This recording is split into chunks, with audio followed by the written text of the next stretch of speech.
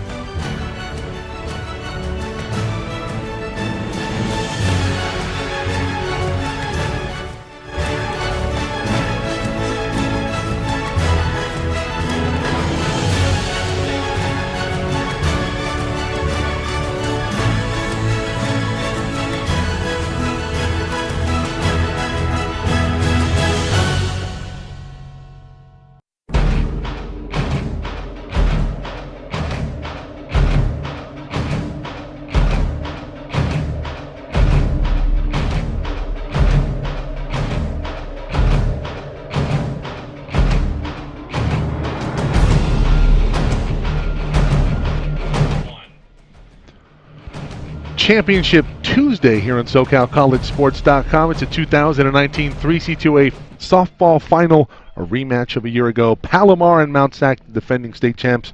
Mike Cepeda alongside you with Jeff Stoynoff. And Jeffrey, an unbelievable weekend for two players in particular, Sarah Fisher and Brianna Wheeler, and that's going to be the matchup to watch today. Yeah, Wheeler gets the start, obviously, in the circle today in the fourth matchup of the season between these two teams. And Wheeler, the scary thing is, as we've referenced in our coverage this weekend, 3-0, has the Mounties one win away from a repeat championship here in the 3C2A, and maybe hasn't really been at her best yet.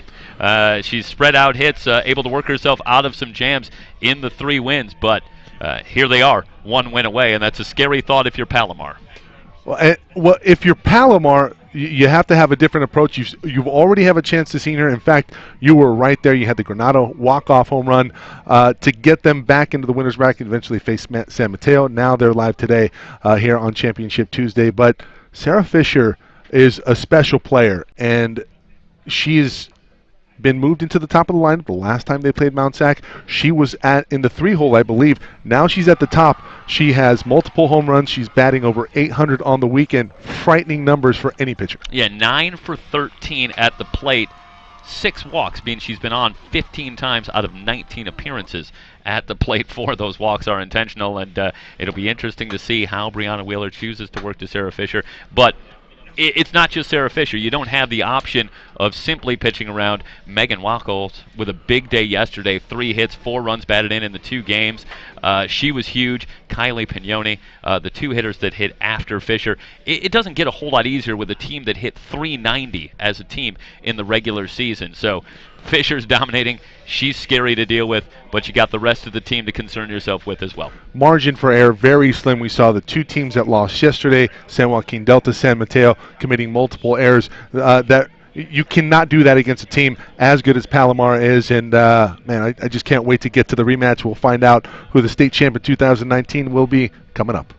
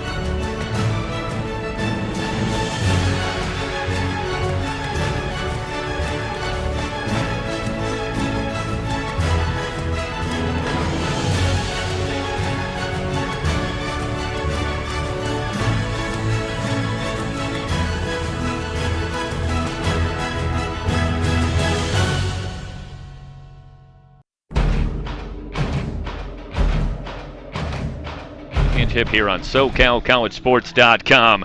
We move to the championship round, and a familiar sight, Palomar and Mount San Antonio College.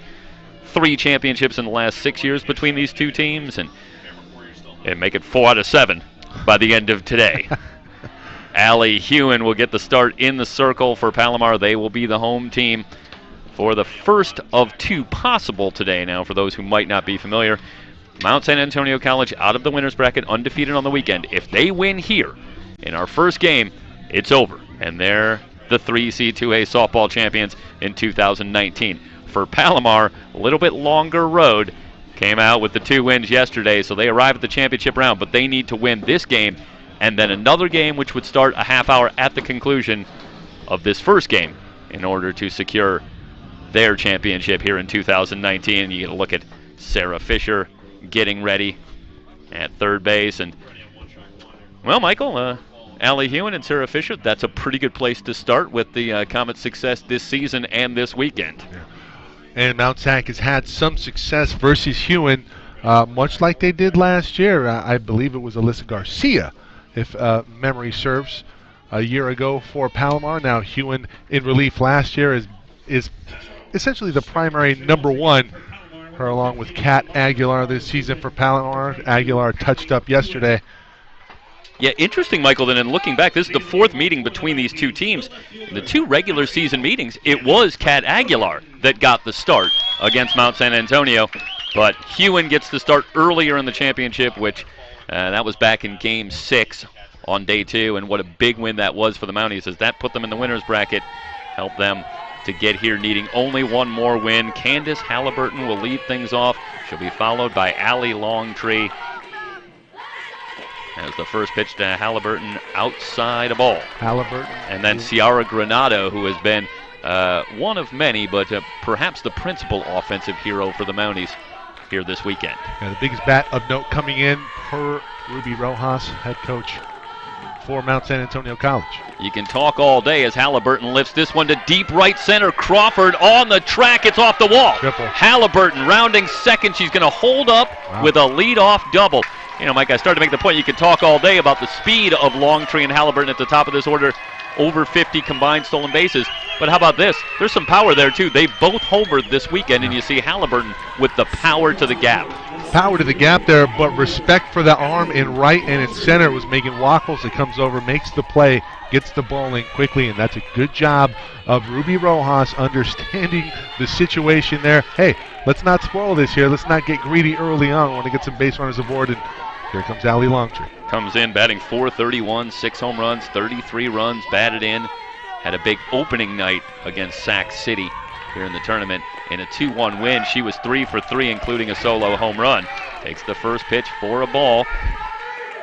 Hewen back in the circle, and as we've watched Hewen this weekend, not afraid to work from behind in the count. Hewen has a tendency to try and be very fine with the pitches. Though, interestingly, if you look at the numbers this season, no struggles with control for Allie Hewen.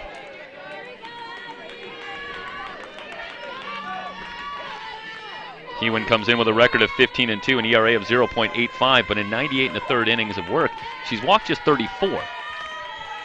So wildness not a problem. 2-0 to Longtree.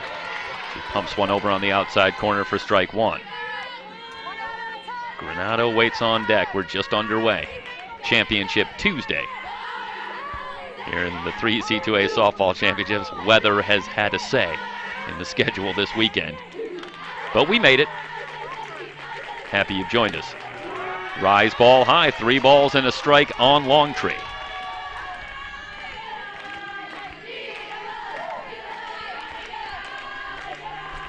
Sarah Fisher at third, Antoinette Robinson at short, Jillian Zamora at second base, Riley Penrod at first on the infield for Palomar.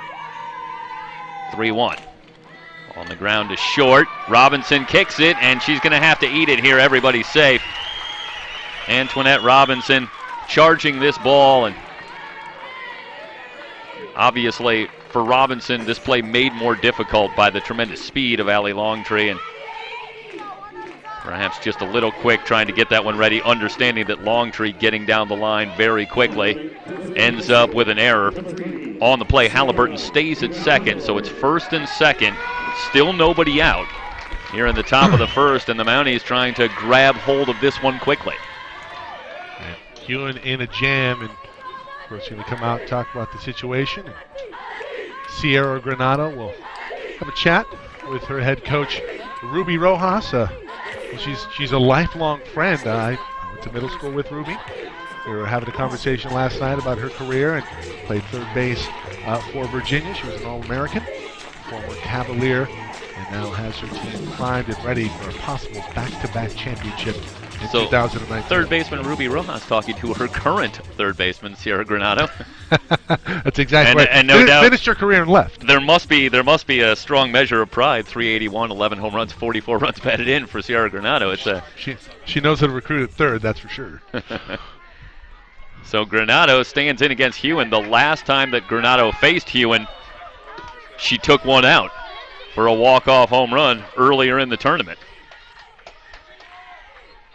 That came in the 8th inning, a 4-2 win for Mount San Antonio College.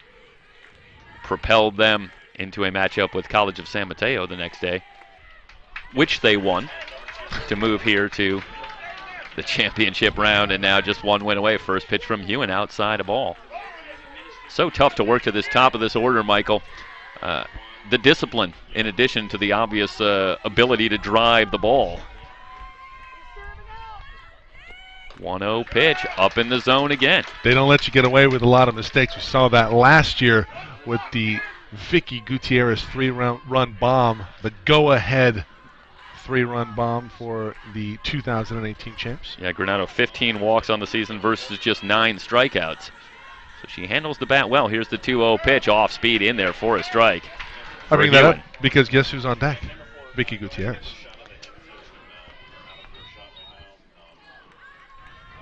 Yeah, it's got to be like deja vu all over again for these two teams all over the place here. Looking around. Different setting, yeah, but so much the same. And pitch a little low, 3 balls and a strike. Yeah, I was talking with Ruby last night about the challenge of keeping your team focused. They get the day off yesterday. And, they've been away from home now for 5-6 days. So, it's something where... As we all have been. As we all have. So, you have to... On the outside corner, full count now on Granado. Stay focused about, what you're doing on the field, but also off the field. You got to be smart. Make good decisions. Keeps your team busy. Yeah, 48 hours since Mount San Antonio College, roughly, played their last game. That's a lot of downtime.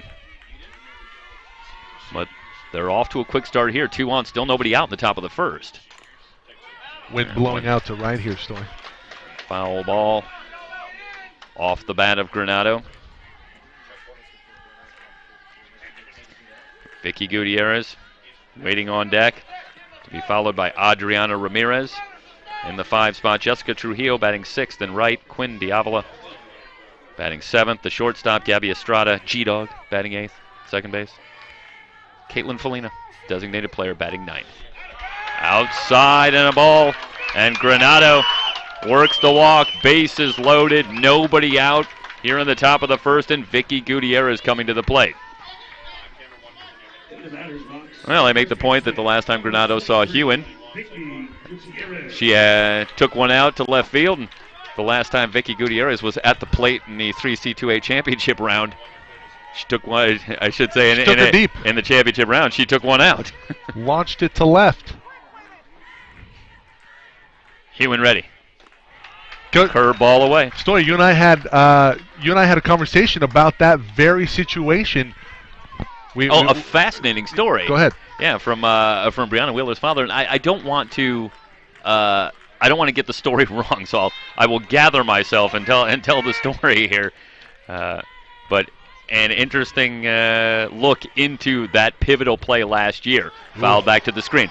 So Gutierrez comes up, Palomar leading 4-2 in the bottom of the 6th inning. They get a runner on for Gutierrez, who had been very hot in the championship so far. Ruby Rojas. A 2-1, yeah, 2-1. absolutely, because it was a 3-run home run, first and second. Exactly. So they huddle up to discuss it, and one thought from Ruby Rojas was, we want to look for the bunt in this situation. Certainly makes sense. Another coach chimed in. Vicky's swinging the bat really well. Like to maybe see her, give her a chance here, see if maybe she can take one out, drive one for extra bases. Let her look at the pitch. Get us back this way. The decision made to let Gutierrez look at one pitch. We don't know whether it was a full take sign or just one pitch to see. Popped up, back toward the screen. Cates has room and has it for the first out to retire Gutierrez. Meanwhile, on the play, Halliburton. How heads up is that? Heads up and scores. Nobody covers. Hewan's late. And Cates has to come up and make the tag, not in time. We're going to get a really good look at this. How heads up at this? Ruby's in her ear. Said, nobody's covering, nobody's covering. And she goes to home. Halliburton safe. Mount SAC on top, 1-0. That has got to be one of the shortest sacrifice flies you will ever see. Back toward the screen. Fooled everybody. And an incredibly heads-up play. But the heads-up play, only the start of it, both runners also move up to second and third. So you got second and third. Still only one down. And Ramirez coming to the plate. Anyway, getting back to the story very quickly as Ramirez digs in. They'll conference up in the circle for Palomar. Decision made, one pitch for Vicky Gutierrez. Emery, our director here, talking about instant replay. I think they're seeing about maybe, did she leave early? Well, we're going to have a good look at it here. Keep an eye at the top of the screen. Halliburton. No, she's absolutely still there. Yeah. That's a great job on camera. And direction. Thank you, Emery. And Halliburton, boy, what is it about the softball championships of just amazing plays on the base paths in the championship round? Yeah, if you remember the year that Cypress won it here in Bakersfield, the last time we were up here, it was a base running play that was made by scoring Cypress. From second. A scoreless, I think we were in extras. Yeah, scoring, I should say, from second on a bunt and just an incredibly heads-up play for the Chargers to win that championship. I swear we will get through the story. Ramirez looks to lay one down. It's foul.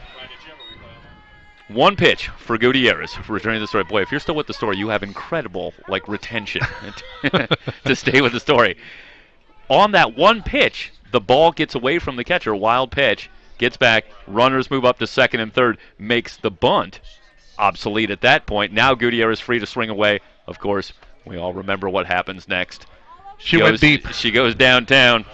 And the Mounties take the 5-4 lead. But at no point in that event did she show that she was going to bunt. So it is a fascinating story. And thank you to James Wheeler, Brianna's father. James Wheeler, yes, of course, for sure. That was just a really interesting look. But you know what might have been? Obviously, one pitch stays in front of the catcher. And who knows? Maybe Gutierrez then gets the bunt sign. And who could say what happens from there? Off-speed pitch popped up on the right side, foul territory, and it'll fall. Yeah, that's better if you let it fall because you're probably not going to be able to come across your body and get the out. 1-0, Mount San Antonio College. One out here in the top of the first. The most exciting pop foul you'll ever see in softball as Cates makes the catch, but Halliburton ever aware at third base. Able to score from third. And the way Wheeler's dealing with the extra day of rest, you might think that might be enough. Yeah, the infield in at all four positions, so the Comets sensing the same thing, that they cannot afford any more runs, if at all possible, here in this top of the first. You let them get out to 3-0, 4-0, and Brianna Wheeler might shut the door right there. I got a feeling Sarah Fisher's going to have something to say before it's all done said. Yes, it's absolutely true. She will lead off the bottom of the first. Here's the 2-2 to Ramirez. Outside, 3 balls and 2 strikes. And, as you watch here, 23 pitches in this first inning, and I'm not sure that the Mounties have swung at a ball yet. Anything out of the zone, they are making Hewan work so very hard here in this top of the first inning. Ramirez came into action today, batting .310, 7 home runs, 39 runs batted in on the season.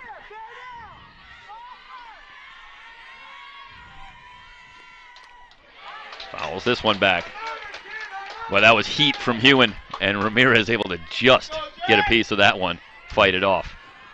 And to be fair, I was talking with Monica Tatlinger in the second game yesterday, president of the Coaches Association. She was on color with us throughout the weekend, head coach at Pasadena, and we were talking about Hewen. She was laboring out there. Well over 120 pitches. On the day yesterday. In the game yesterday, yeah. Games. And upwards, talking to Dustin Padgett, who's been helping us with stats this weekend, over 160 for the day if you go back to the 2 innings that she pitched in the first game, the victory over San Joaquin Delta. So, yeah, at what point do you run out of gas? It's been good weather for pitching in terms of it's been nice and cool and stuff, but boy, everybody's got a point at which you run out of gas. Bases loaded again. That'll bring up Trujillo, and again, they'll conference up. As we say that, Kat Aguilar in the bullpen right now warming up for the Comets. Yeah, if Aguilar comes in, you'll probably see Hewen move to shortstop, want to keep her bat in the lineup. I think they're going now.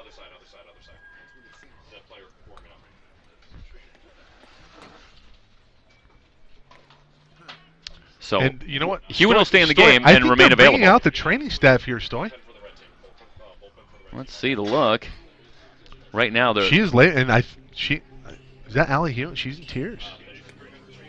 Yeah, she is facing to the back there. If you get the shot, she's right behind. Yeah, you see Lacey Kraft talking, and you can't really see. Hewen's obscured. But they are talking to her, and, well, if that's the case, you certainly hate to see that. Yeah.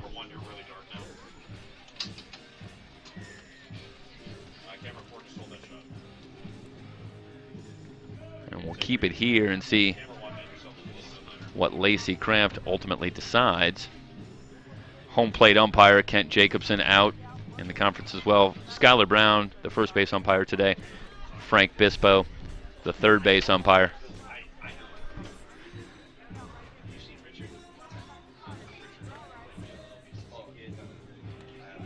It all started with a double for Halliburton. An error put Longtree aboard. Ciara Granado walked to load the bases. Vicky Gutierrez popped out behind the plate on the play. Halliburton came home to score. And then a Ramirez walk loads up the bases once again. So still only one out as you get a look at Kat Aguilar warming up. And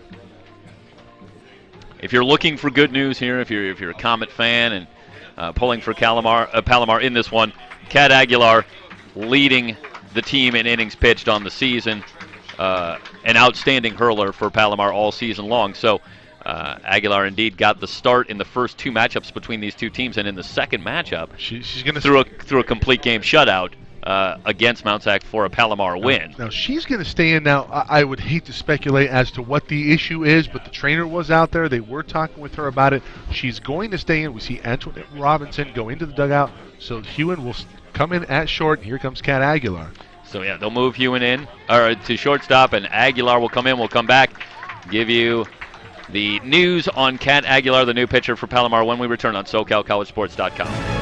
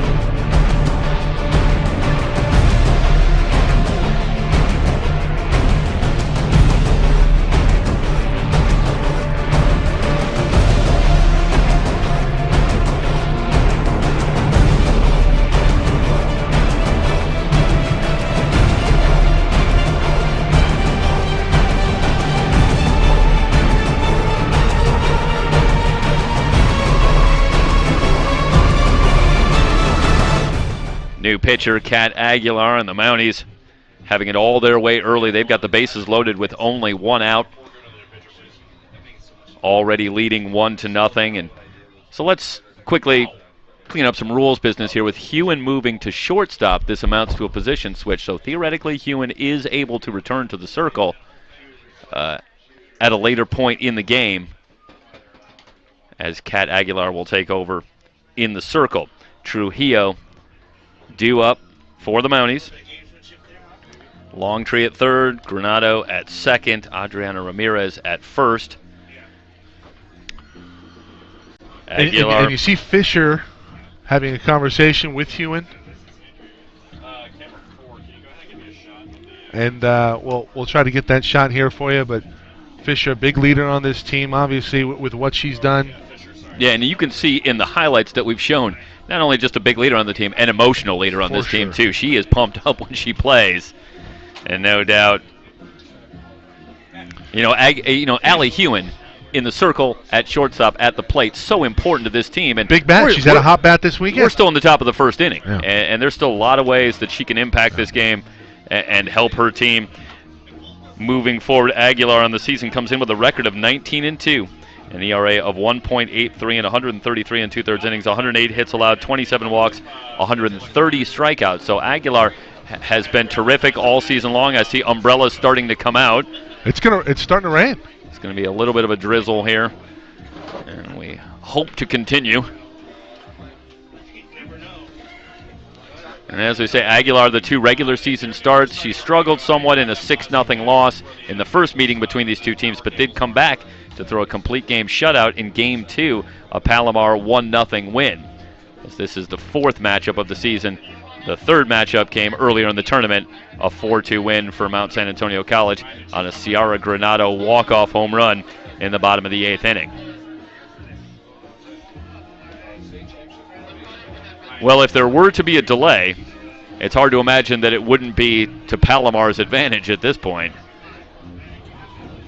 Get a little extra time to regroup and reset. Of course, the situation dire right now. Bases loaded, 1 out, top of the 1st inning.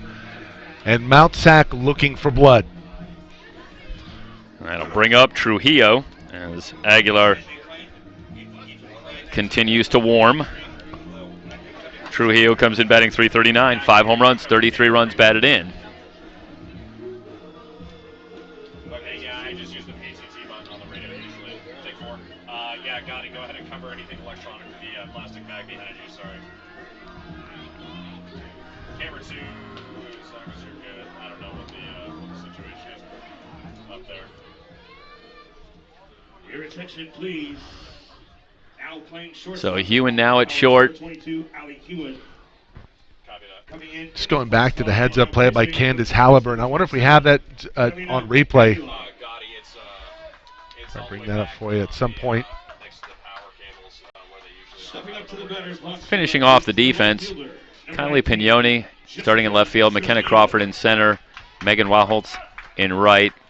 And the battery now, Kat Aguilar in the circle, and Kendall Cates behind the plate. Trujillo stands in with the bases loaded, 1 down. Aguilar ready. Here's the pitch. Swing and a foul ball out of play. Heading for my windshield, Michael. Very likely. Well, we're not in Fresno yet. Yeah, I do.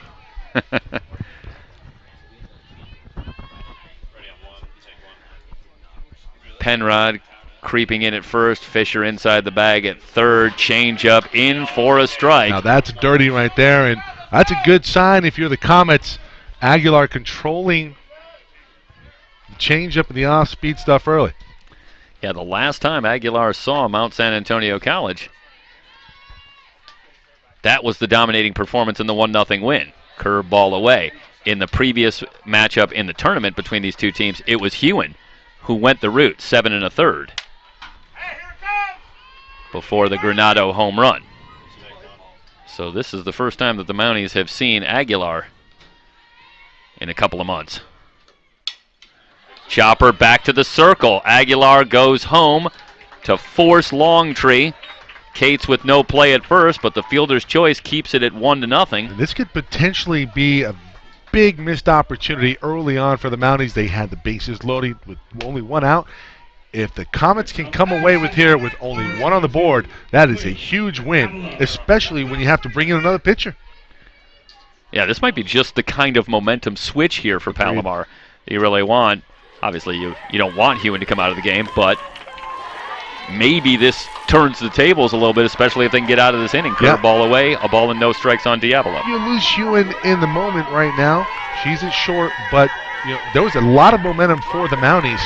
And I think there was a whisper of maybe this a little bit of gamesmanship on Palomar. Hey, let's move her over. Let's get a new pitcher out. Let's quell the momentum here. Diavolo lifts this one to deep left. Pignoni on the track and makes the catch in front of the wall. Long fly ball for Diavolo, but it's a long out. 1 run on 1 hit, 1 error, 3 left on base. Here in the top of the first, we're through half an inning. Mount Sac 1, Palomar coming to bat. It's the 3C2A Softball Championship here on SoCalCollegeSports.com.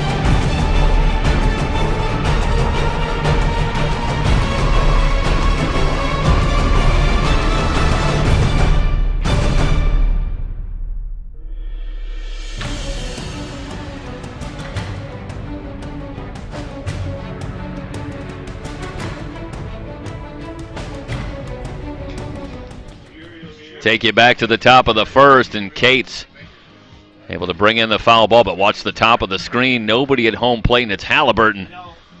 Sensing the opportunity, just beats the tag from Kendall Cates, and the Mounties grab a 1-0 lead, but it could have been much worse if you're Palomar. Michael, bases loaded with 1 out, and Kat Aguilar comes in, gets out of the jam, and now the Comets will come to bat, trailing by just 1 run. And Sarah Fisher will lead things off, and, well, arguably the pitcher versus batter matchup in the entire field here at the 3C2A Championship, and it'll be right here. Wheeler against Fisher. Fisher comes up, digs in from the right side, 9 for 13 on the weekend, 6 walks as well. The plan of attack all weekend has been pitching inside, sawing off bats. The Ks have not been there, but the effectiveness has been for Brianna Wheeler. Sarah Fisher batting .490 on the season, 7 home runs, 53 runs batted in. And on the hands, popped up down the left field line, just foul. Was that foul?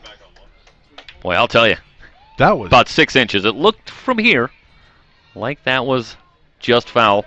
Obviously, Frank Bispo at third base has a very good view here, about as good a view as you can have. Yeah, just about a foot. So Fisher, who's knocked the cover off the ball over and over this weekend, almost dropped one in perfectly on a ball that she didn't get all of. Here's the 1-1. Good fastball, but high. 2 balls and a strike. Fisher gauging the speed here from Brianna. Wheeler did a pretty good job against Fisher in the earlier matchup in the tournament. These two teams limiting Fisher to 1 hit, a wave and a miss at the change, and that's one of Wheeler's real weapons is that straight change. She disguised it so well. You want an idea of how good Wheeler is? This is Sarah Fisher. She's struck out twice all season, and she is way out in front of that one. Here's the 2-2. Curveball away. Full count now on Sarah Fisher. Brianna Wheeler up to 27-1 on the season with an ERA of 0.87 and 176 in a third. That one tomahawk foul. She knew where that one. The numbers only get more impressive with Wheeler.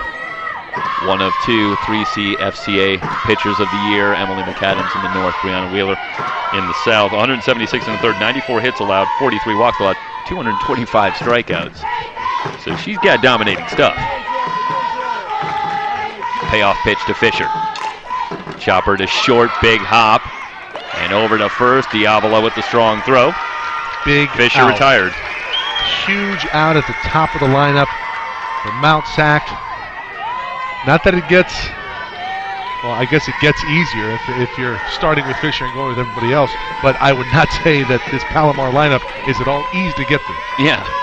You only dropped 45 points here with the second hitter, Megan Wahos. She's only hitting 445 on the season, so, no home runs, 42 runs batted in. And she had a big day yesterday. 3 hits and 4 runs batted in the 2 wins over San Joaquin Delta and College of San Mateo. Curveball outside. 2 balls, no strikes quickly on Wahos. Candace Halliburton in left, Allie Longtree in center, Jessica Trujillo, the right fielder. 2-0 pitch from Wheeler. Wahos hammers this one foul. 2 balls and a strike. Sierra Granado at third. Quinn Diavola, the shortstop. Gabby Estrada at second. Vicky Gutierrez at first. The battery, Adriana Ramirez behind the plate, and Brianna Wheeler in the circle. 2-1 on Wahos. Ground ball backhanded by Granado.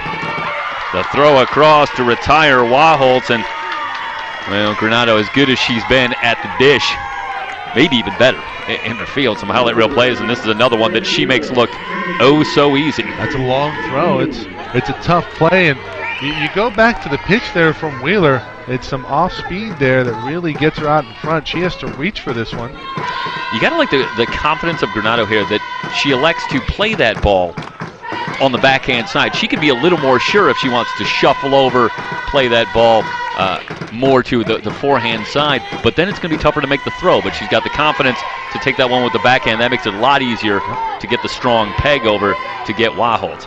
Pignoni, the batter, rise ball high, 2 balls, no strikes. So Wheeler been behind in the count. It's all 3 hitters so far, but 2 down, bases empty. And she works to Pignoni, and Adriana Ramirez will come out for a quick conference. Pignoni on the season, 420. The average, no home runs, 32 runs batted in. Pignoni, the speed a factor. Don't let the no home runs fool you. 27 extra base hits, which includes 11 triples. She's got a lot of speed out there. Fly ball, center field, playable for Longtree, who's got it. 3 up, 3 down. In the bottom of the first through 1 complete. Mount San Antonio College, the 1-0 lead. It's the 3C2A softball championship here on SoCalCollegeSports.com.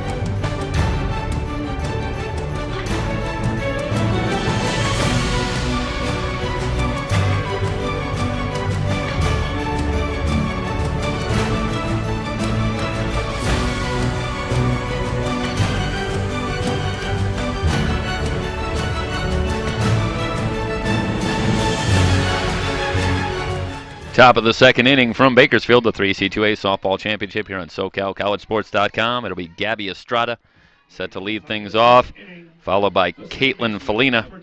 And then the top of the order, Candace Halliburton against Kat Aguilar, who works into her second inning on in relief of Allie Hewen, who faced the first 5 hitters before being replaced by Aguilar. For those who might just be joining us, Mount San Antonio College loaded up the bases with 1 out, brought a run in, but then Aguilar comes in, gets Trujillo on a fielder's choice, and then Quinn Diavola on a fly out to get out of the jam and keep the score at 1-0. Here's the 0-1 to Estrada. Diving catch by Fisher. Off the end of the bat for Estrada, and Fisher did not give up on this ball. Take one more look. You know, it's so easy to get wrapped up in what Sarah Fisher does at the plate, and you forget that there aren't many that do it better at third base with the glove than Sarah Fisher.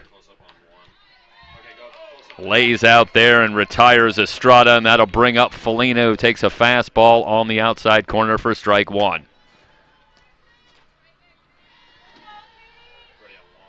Fisher may be the MVP of the tournament anyway, but she'd love to get a couple of wins here and make it a no-brainer. Quickly 0-2 on Felina.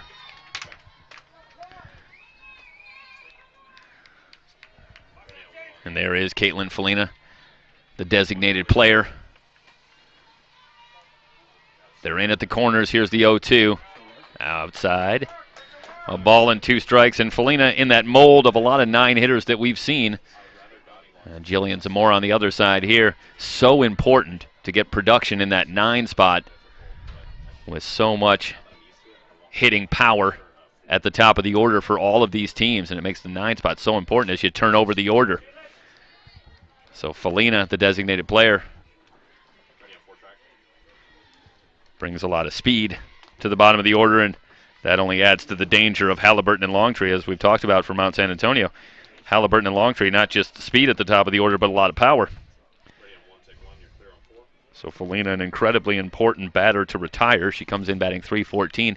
No home runs, 7 runs batted in. Here's the 1-2. Just outside.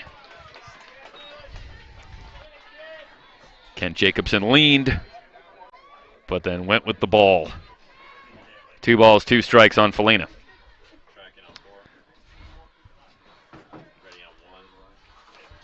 Aguilar ready into the wind. Chopped off of home plate. This is a foul ball.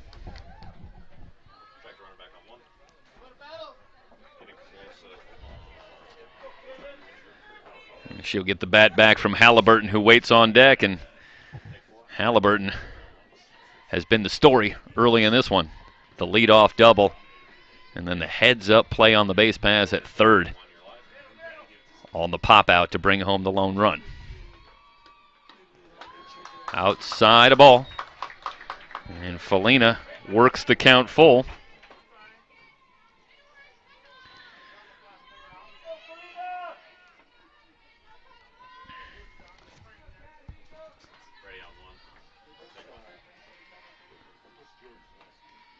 Here's the payoff pitch. And Felina just slaps that one foul.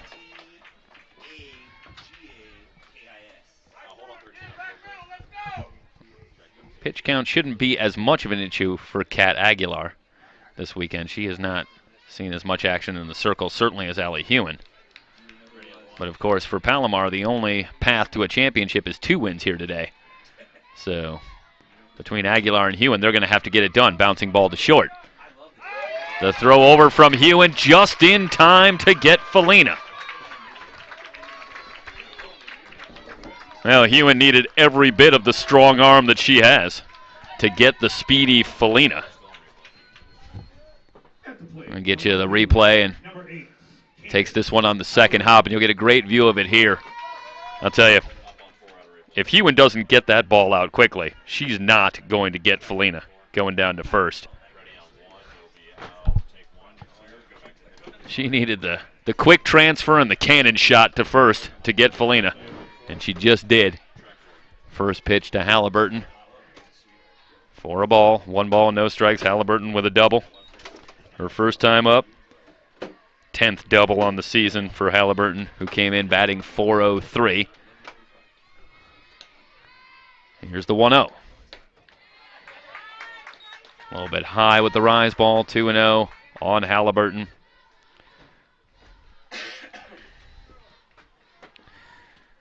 And the top of the order for both these teams so potent, but Halliburton, Longtree, Granado, all with batting averages over .380. Combined for 22 home runs between the three of them. A wave and a miss at the change from Aguilar. 2 balls and a strike.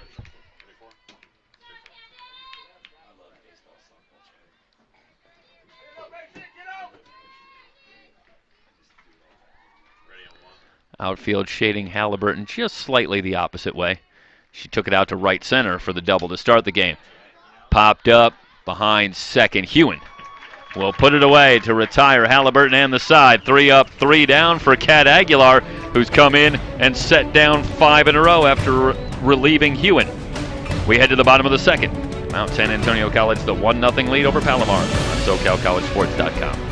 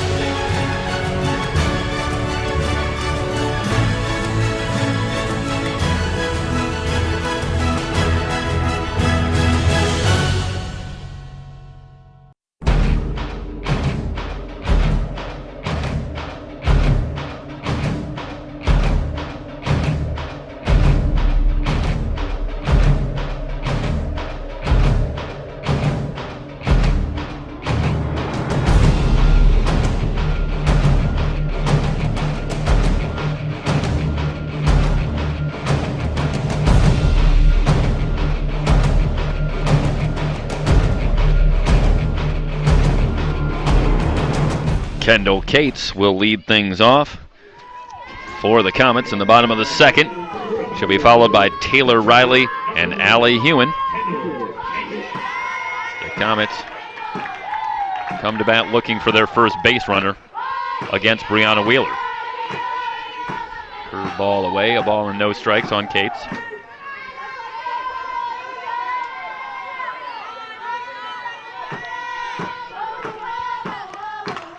Kate swings and lifts a high fly ball, left field line, Halliburton with room.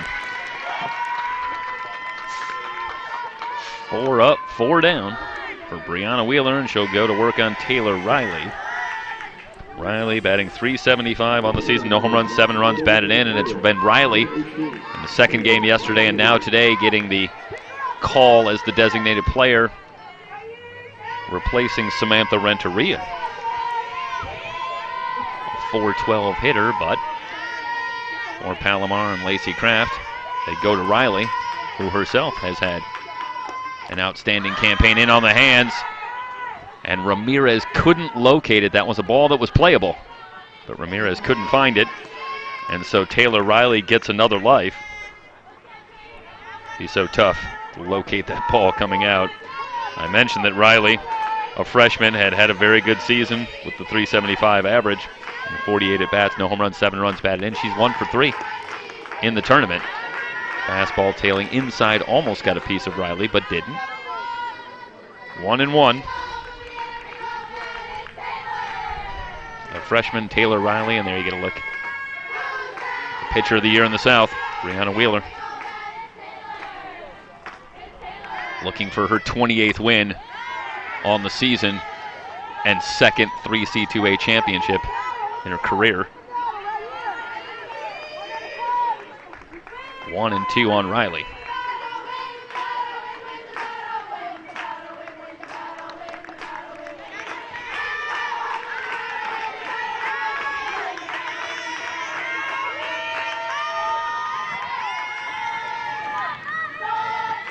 Riley ready. Here's the pitch from Wheeler.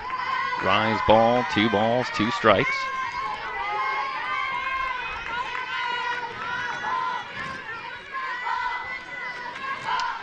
Wheeler had 1 regular season start against Palomar. The other game in the regular season between these two teams, it was Silvas who got the start. Diving attempt and the ball into center field. Diavola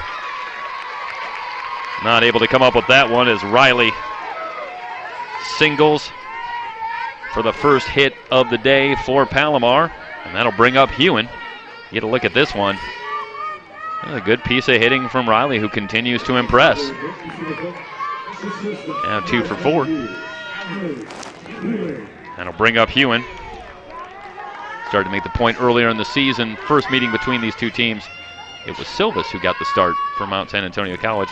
A 6-0 win for the Mounties. Fouled straight back by Hewen, who had a cut. In the second meeting, it was Brianna Wheeler back in the circle, and she went 4 1/3 innings, allowing the only run of the game in a 1-0 loss. So the one loss this season for Brianna Wheeler came against the Palomar Comets. They'll look to make it 2 losses right here. Hewen jammed on that one, fouls it back. No balls and 2 strikes. Hewen batting .376 on the season, no home runs, 21 runs batted in. She's in a hole here, no balls and 2 strikes.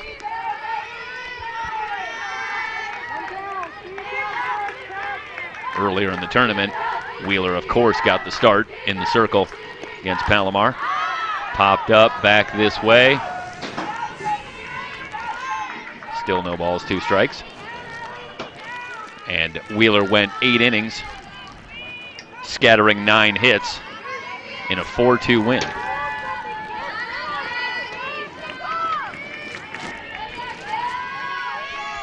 That was back on day 2. 0-2 to Hewen. Pulled foul. And Riley moving on contact.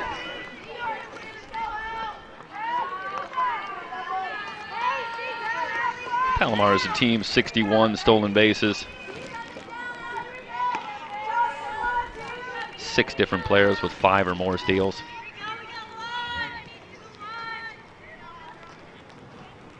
So they will get things moving on the base paths.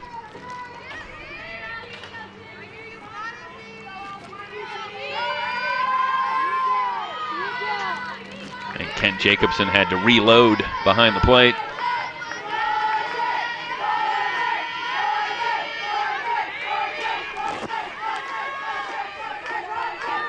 Now we're ready to return. Hewen stands in the 0-2 from Wheeler. Curveball outside. Ramirez thought about a throwdown.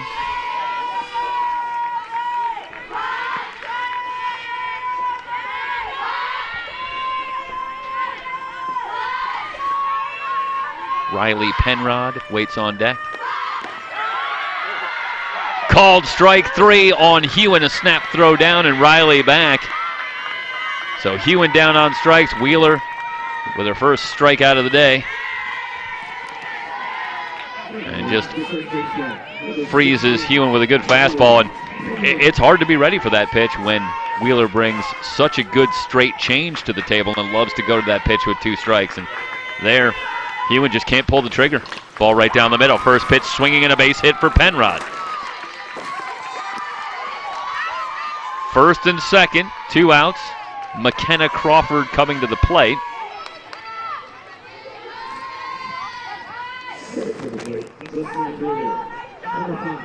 See Penrod with a little different approach.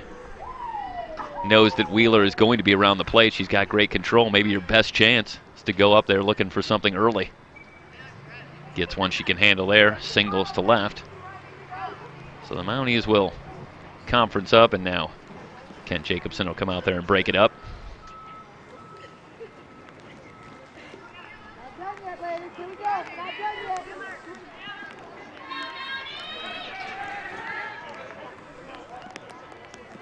On 14 innings of work, Brianna Wheeler against Palomar. She's allowed 15 hits. And that, of course, a departure from her usual level of domination, but it speaks to what a good hitting team this Palomar Comet team is. And even Brianna Wheeler is going to have to scatter some hits and try and work her way out of some jams. And she's done that. Now into her third game against this Comet lineup just this year. And now it turns into something of a steady rain. Still fairly light, but it is coming down at a continuous rate.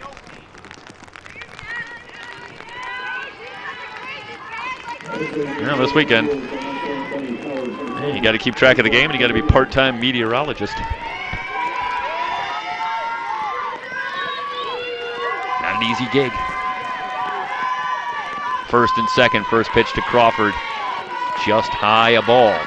1 ball and no strikes on Crawford. Batting .204 on the season, no home runs, 8 runs batted in. Crawford does such a good job patrolling center field for this Palomar team, but an opportunity here to strike a big blow with the bat. That pitch in there for a strike. Jillian Zamora would be next, if Crawford can keep it going. We are in the bottom of the second.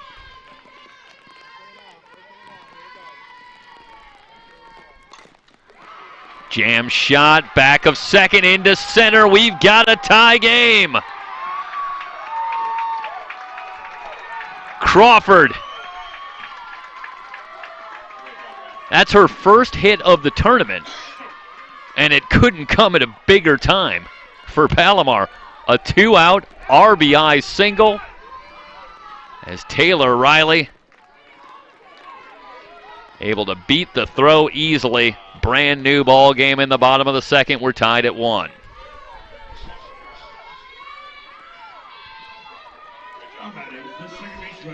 And that'll bring up Zamora.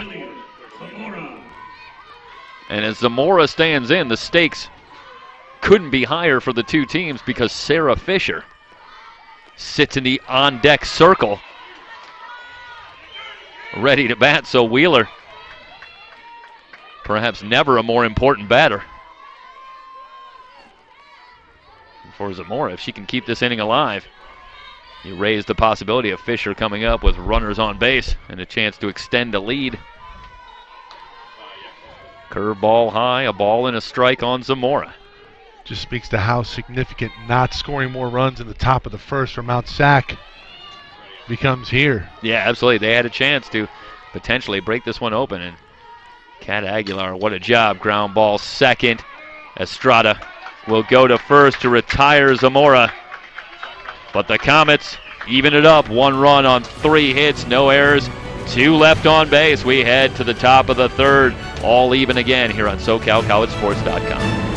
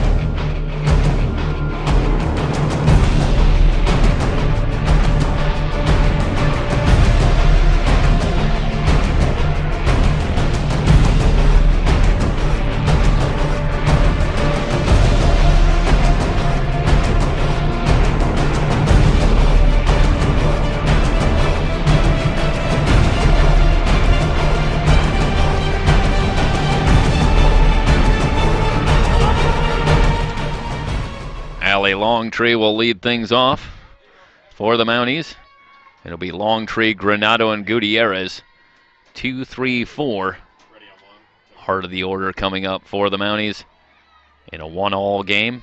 Here in the top of the third, Kat Aguilar, who's gone 1 2/3 scoreless, replacing Allie Hewen. Back on, and a change in for a strike against Longtree, who reached on an error.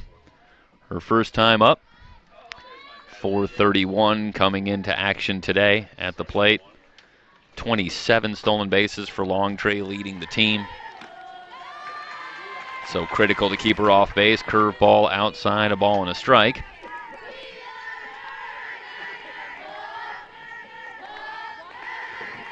Outfield back a couple of steps for Longtree. You have to respect the power. The wind today blowing across from left to right. Perhaps helping a little bit for the batters.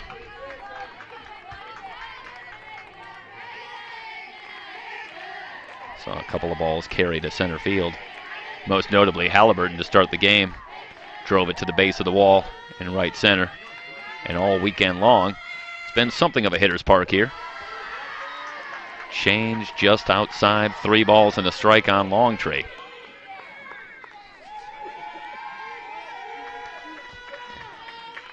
Longtree 4 for 10 in the tournament.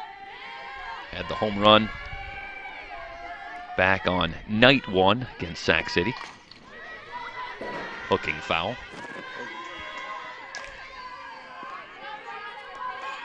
Starting to stay off of you.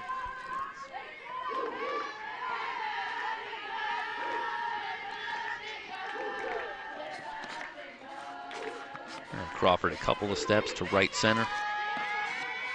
In center field, payoff pitch, swing and a miss.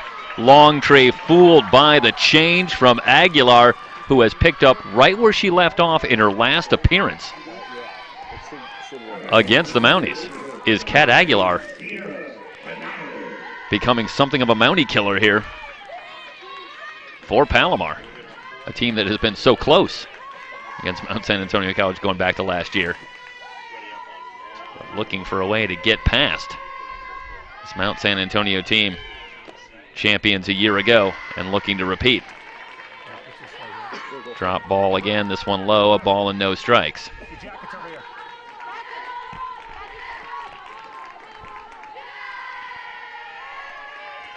Granado 4 for 10 in the championship as well. Curveball away, 2 balls and no strikes. Granado with 5 runs batted in here in the championship tournament. That far and away leads the team. And the Mounties, for the 3 straight wins, they're not exactly lapping the field here. Every game has been close. Hard hit, back up the middle, a base hit for Granado. But it speaks to the fact that in addition to the pitching of Brianna Wheeler, which has been outstanding, if not very timely, the hitting has been the same. It was a 6th inning home run on night 1 in a 1-all game by Quinn Diavola that produced the win over Sac City. It was a walk-off home run in the bottom of the 8th for the win against Palomar on day 2. And another tight win over College of San Mateo.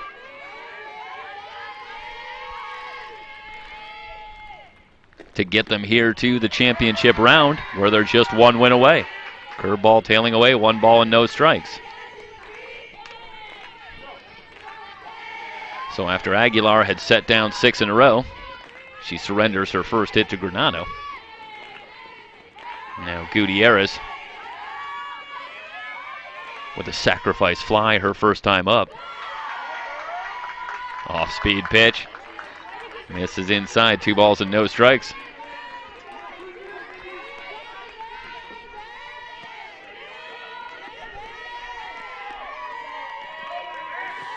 And Gutierrez probably not thinking that she had a sacrifice fly when she felt that one come off the bat her first time up, but that's how it worked out. Foul tip. 2 balls and a strike.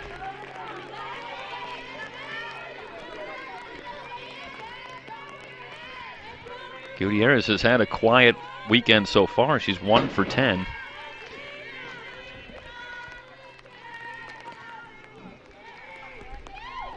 After such an outstanding regular season, Gutierrez has struggled somewhat here in the postseason.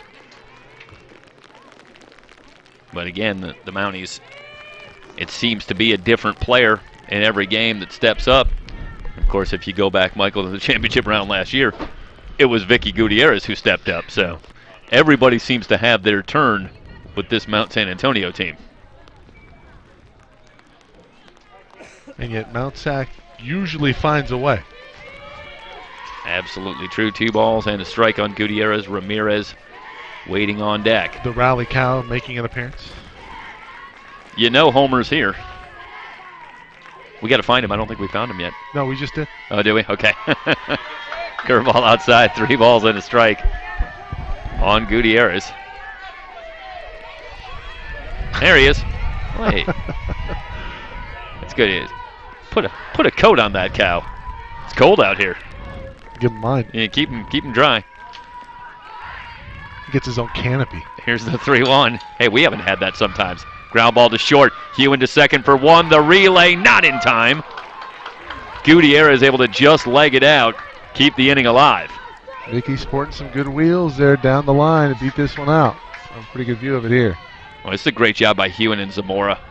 Maybe a little bit of a double pump there from Zamora getting it out, and I think that gave Gutierrez the fraction of a second that she needed to just beat that throw. But a terrific job by Palomar, nearly turning the 6-4-3 double play to end the inning. But it'll give Ramirez a chance. Runner at first, 2 down. Ramirez walked her first time up.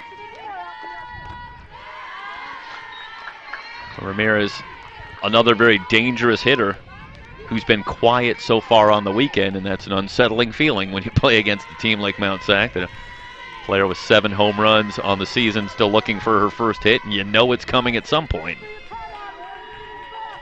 Regression to the mean. Numbers usually prevail. The 1-0 pitch in there for a strike. Trujillo would be next. Mounties trying to wrap it up right here. Palomar trying to force the 1-game decider. And good news, it looks like the rain has halted for the moment.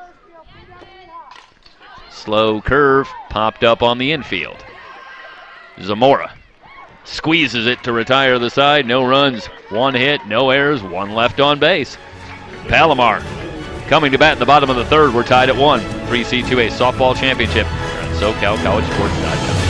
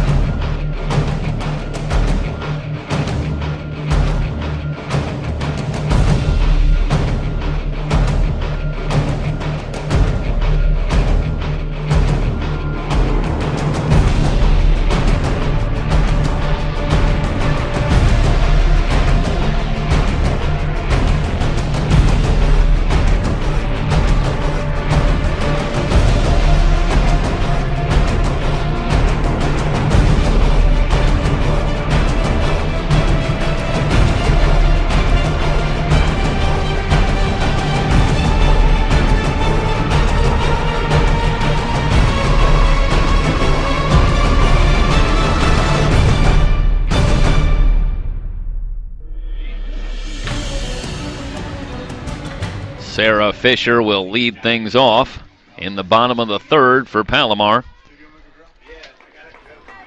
9 for 14 on the weekend so far. Grounded to short her first time up. Expect her to make an adjustment here. Going back to the matchup against Mount San Antonio College. And I spoke before about Wheeler perhaps doing a good job against Fisher, but that's actually not so true. Fisher was 2 for 2 as I go back and check the box score in the earlier matchup between these two teams. Of course, who wasn't she hitting? Drives this one to right center. On the run, it's Longtree. Well, you see the Longtree speed on the bags. We see it in the outfield right there. We'll see that one again. You know, Mike, I'll tell you another thing about this play, and that is this is great positioning. You watch the jump, but Longtree already shading over toward right center, and that's the power alley here at Bakersfield this weekend. You've seen balls hit to that right center field gap, and Longtree gets a step or two in that direction. Great jump, and robs Fisher of extra bases. Story we go back to yesterday, Fisher was shaded the other way. Yeah, shaded and then hit it to left center. And hit to left center, so making the adjustment. That time, Longtree able to track it down, but College of San Mateo cost them dearly yesterday. Well, if she gets it good, it's going to right center. If she gets it good, yeah, it's not going anywhere but gone. But then when the ball hit against San Mateo a little bit, maybe off the end of the bat, ends up at left center.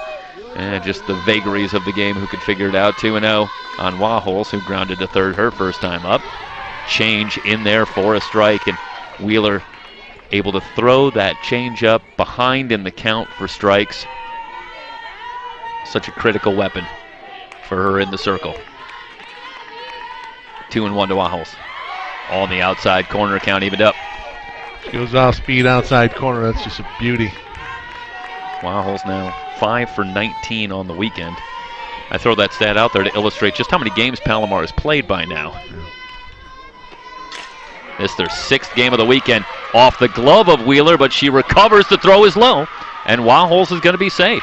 That's going to be a bang-bang play, and I wonder what the official score, Andrew Wheeler, will I think determine. I know Andrew Wheeler. I think he's calling this an error. Yeah. He throws up the error sign. I think I got a beat on Wheeler at the as the statistician. I see what he sees now. But for Wheeler, that's a tough play. It bounces off the glove, and I think she still had time. But it's hard to gather that ball up and then get a good throw over to first with Waholes hustling down the line, and ultimately Waholes ends up at first on an error. Get one more look at it here.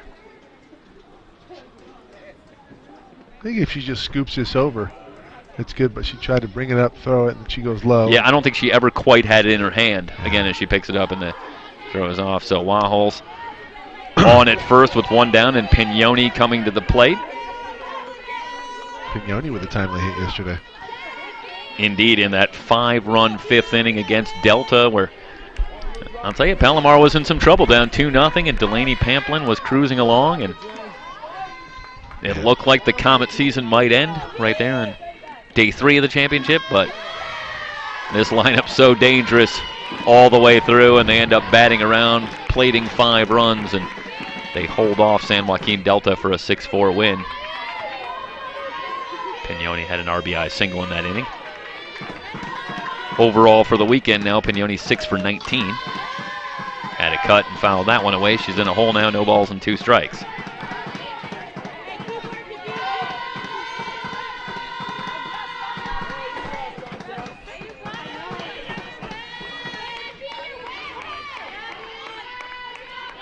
Wheeler ready, rocks and fires.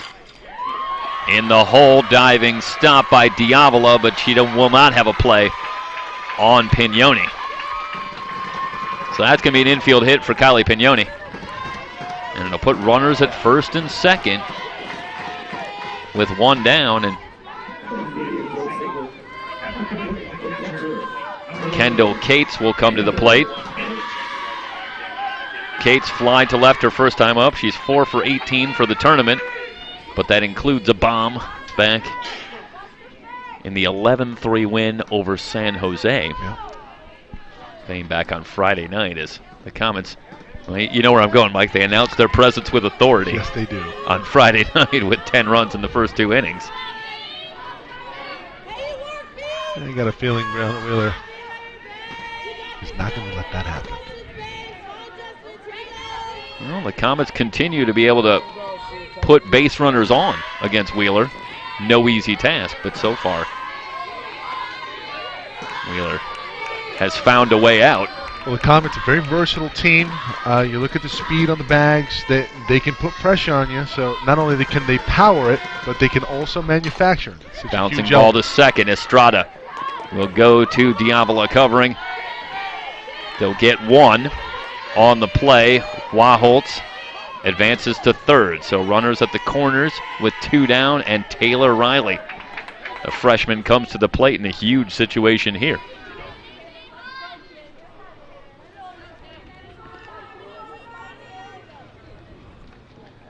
And again, they'll conference up.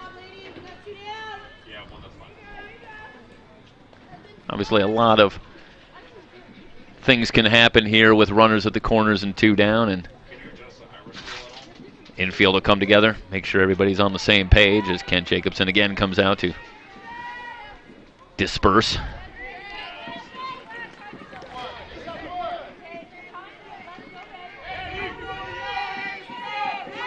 I think the Kent Jacobson seems to have the quick hook on the dispersal of the conferences compared to some of the other umpires behind the plate this weekend. Yeah, he's not a big fan of loitering. Yeah, he's keeping the game moving.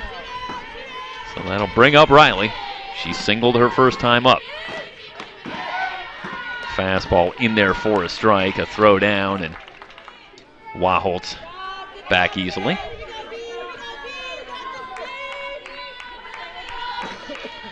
And meanwhile, in the Mountie bullpen, I believe it's going to be Silvis in all likelihood that would be warming up.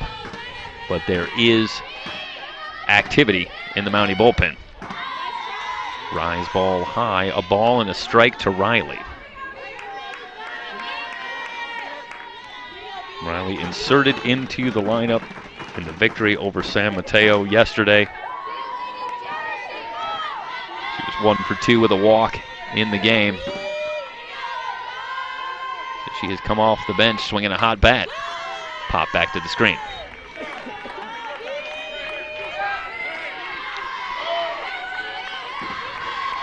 Now, early in this one, Michael, the Comets looked like they were in some major trouble in that top of the first inning.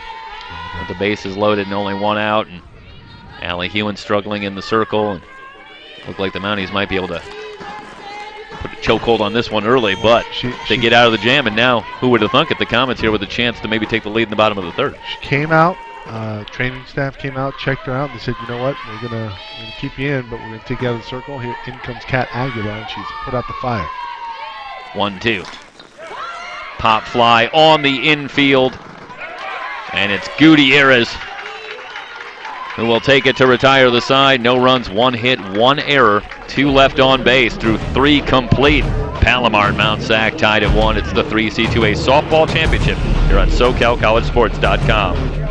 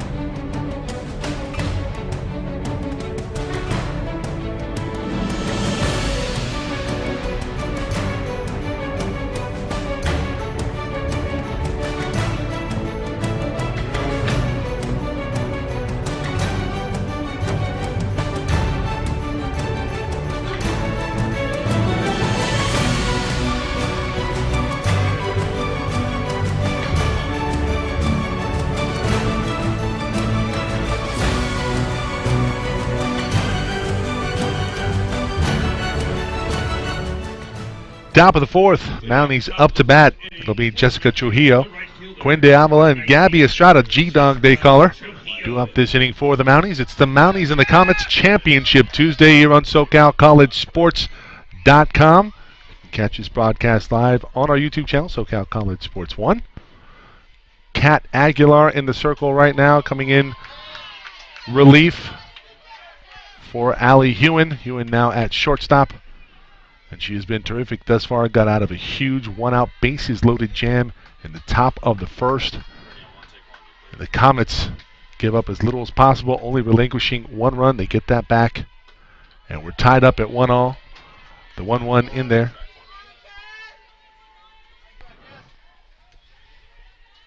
Mike Cepeda, Jeff Stoynoff with you on today's coverage and throughout the weekend.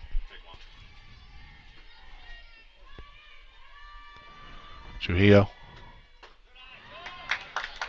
able to lay off.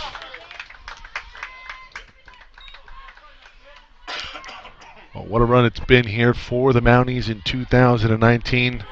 Come in as a top seed out of the South. Needing one win to defend their championship from a year ago.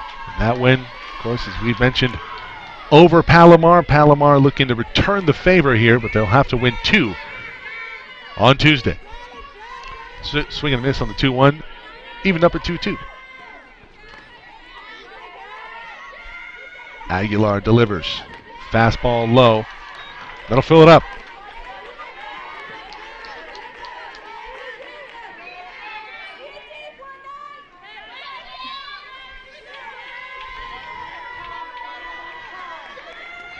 Aguilar with her sign and ready. The 3-2. Chop right back to Cat. Over to first in time to Penrod. One gone here in the top of the fourth.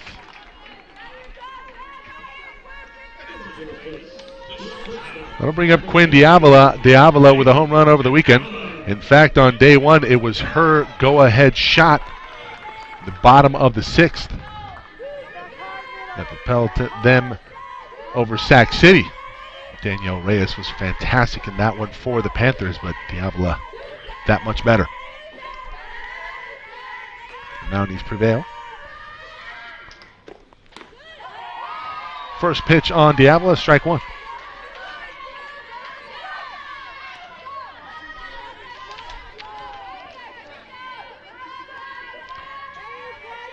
Diavola, that was her third home run on the season, coming in with a batting average of .382.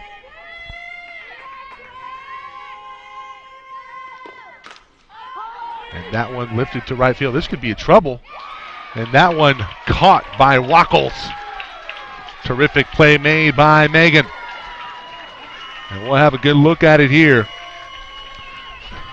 That is not an easy play. It looked like that one was going to have eyes on it. Wackles able to put the bucket underneath and record the second out here in the top of the fourth.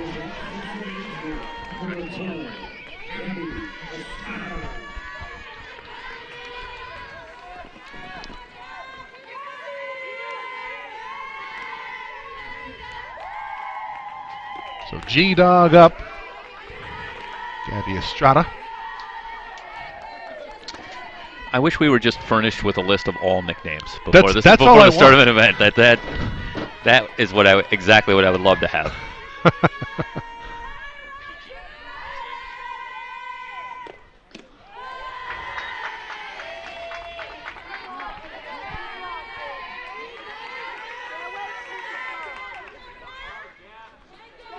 Two balls here on Gabby.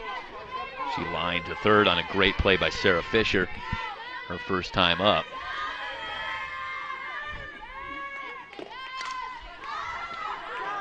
That one fouled off over onto the dugout for Palomar.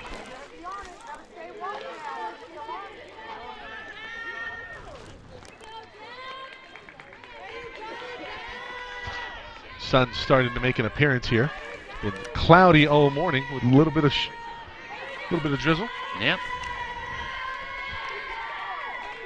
Jinx on like that. We might just make it. Trying to do the anti-jinx here. Right. 2-1 outside. Aguilar starting to get away in terms of control. She's got 2 outs and the base is empty here. Caitlin Felina waiting on deck, and she was hoping that maybe she could get Estrada to chase something out of the zone. Well, she'd like to avoid having Candace Halliburton come to the plate with runners on here. In the top of the fourth. 3-1, it's a walk. That's a good job by Gabby Estrada, understanding the situation as well. Aguilar really trying to get her to chase something out of the zone there, see if she can get herself out. Yeah. And she takes the walk, and that'll bring up Felina. And now this goes back to last inning. As you referenced a moment ago, Michael, you really don't want to face Halliburton and Longtree, the top of this order with runners on base, and that makes Caitlin Felina such an important hitter. Felina coming in batting over 300, 314 on the season with some speed, 6 stolen bases on the season.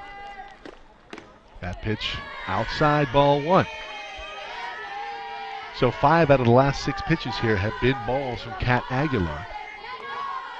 Yeah, Felina grounded to short her first time up, and indeed, Aguilar. Still, you look at the appearance overall, 3 1/3. She's allowed 1 hit and 1 walk. 1-0 also outside, 2-0. And the control starting to become an issue for Aguilar. And you wonder what the availability is for Hewen with the emotional pull. I mean, there was a lot of emotion surrounding that pull when she came out.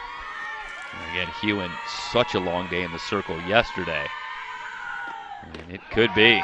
2-0 outside, 3-0. Just a tired arm, obviously.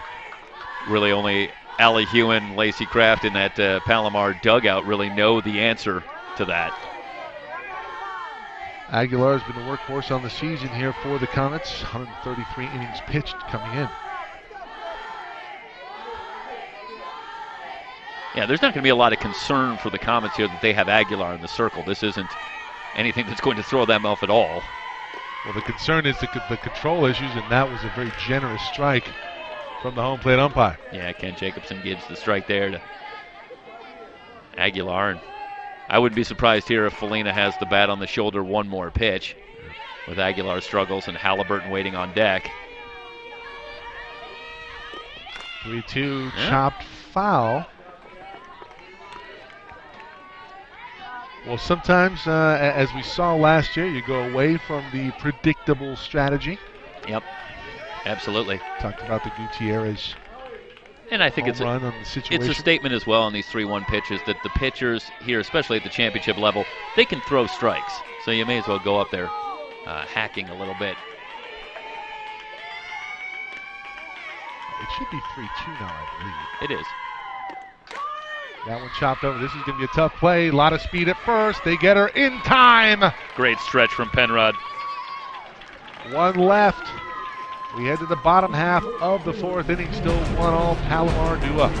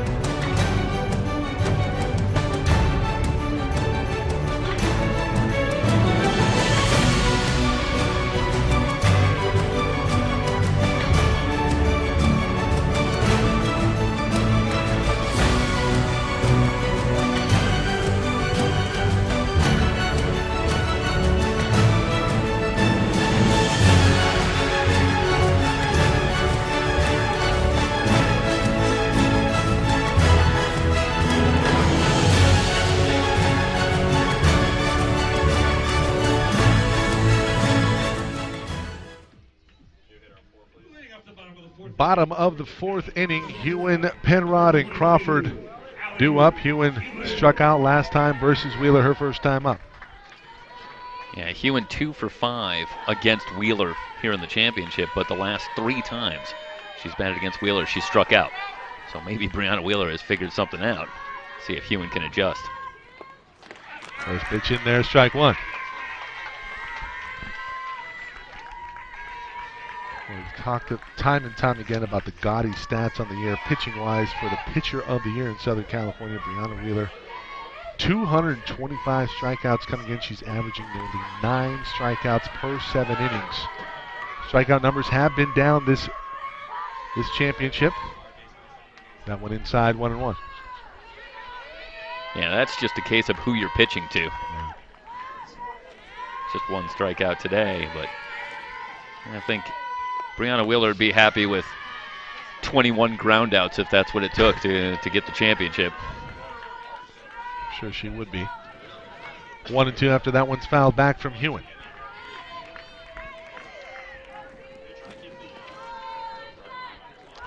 Brianna Wheeler 27-1, couple saves, 18 complete games.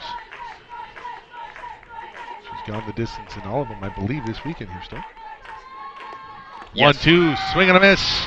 Yeah, and there was some activity in the bullpen last inning for Mount San Antonio College, but now nobody throwing, so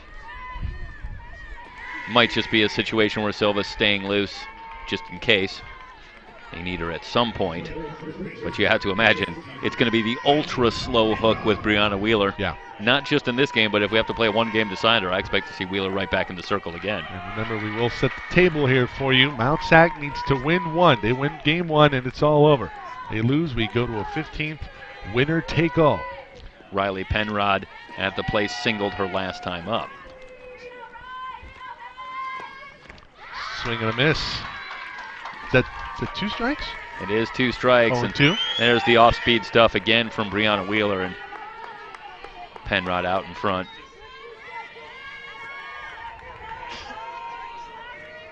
Penrod with a single her last time up, the 0-2.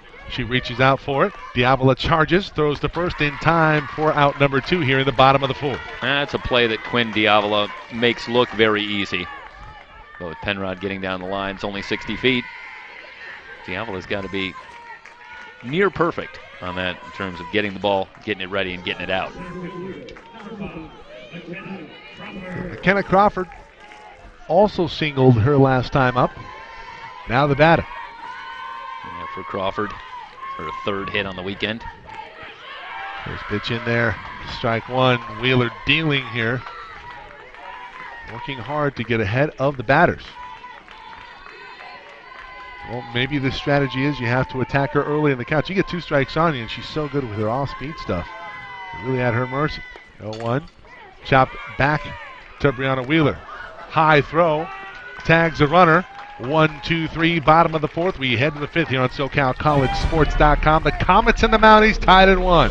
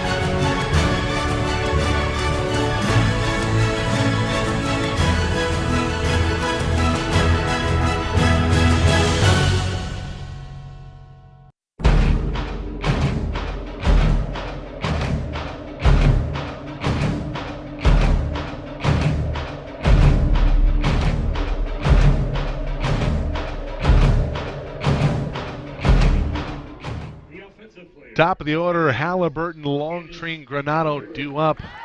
A meaty top of the order here for the Mounties. 1-0.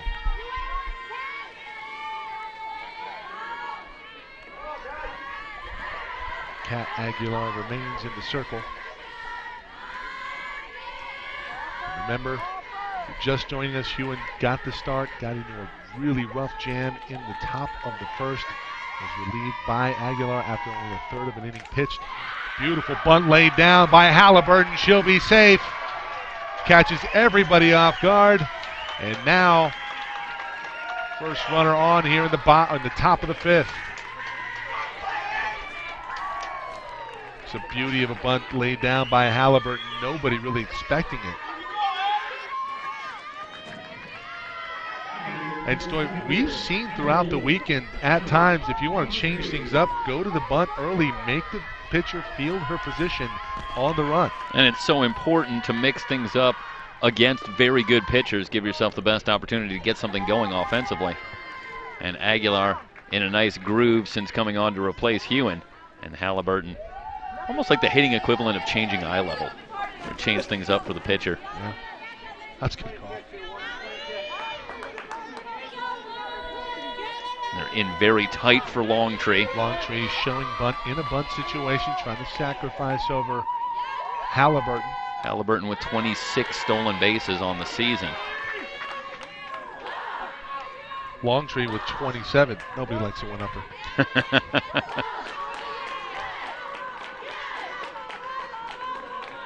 So even if she gets this bunt down with two infielders in, you still have to worry about getting there in time to first. Longtree shows bunt, comes in late, and they're not going to get her. She's safe. That's a tremendous job by Longtree, getting it down perfectly and then beating it out. We'll see it here. We'll have a really good shot of it. Slow it down for you. She beat it. Bang, bang. Well, Fisher's in pretty tight there, but that's how good that bunt was. But Longtree also so capable of pulling that bat back and hitting it hard. It is tough to play at those corner infield spots. I'd like to see that again here, Emery, because if you look at it, she comes around late with the bat, so it kind of lulls the defender. So instead of charging, she waits up. So you see Fisher there kind of hold up. She stops. If she keeps charging, she probably has her, but instead, Longtree able to leg it out, first and second, top of the fifth, no outs, and the Mounties with something brewing. Granado at the plate. Granado now 5 for 11 in the tournament.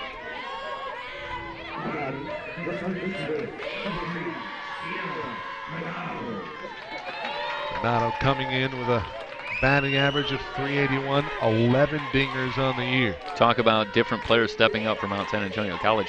Granado has 5 runs batted in here in the tournament. No other Mountie player entering the game today had more than 1. So it shows it's different players stepping up at different times. Yep. So Halliburton step up. We saw Quinn Diavolo will go yard. That was a big one. Go ahead in the bottom of the 6th earlier in this tournament. That pitch high, 1-1. Live from the campus of Bakersfield College, the 2019 3C2A Softball Championship.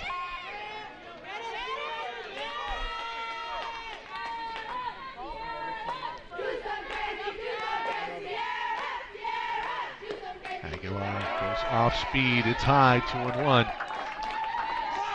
Hitters count here, Stoy. And for the Mounties, the hitter they want up there.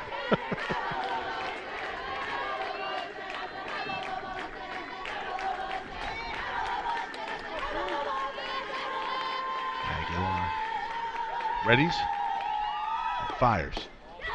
Inside ball 3. And we've seen throughout this tournament, Stoy, if you have something you like on 3-1, you better bet Granado's going to be swinging. Yeah, Granado definitely has the green light here. She gets one in the zone that she wants.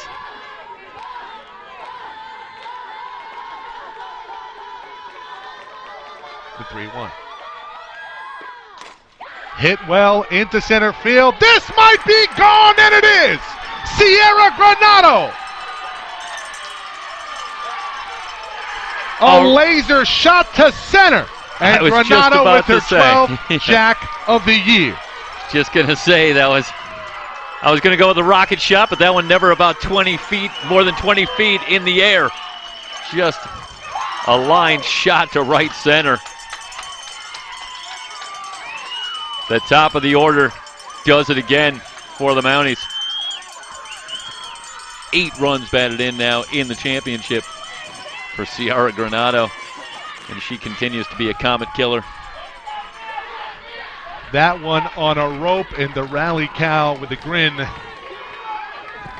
You know Homer liked it. Oh, for sure. Homer the cow. He had a good view of it. 4-1. The defending state champs shoot out in front in the top of the 5th.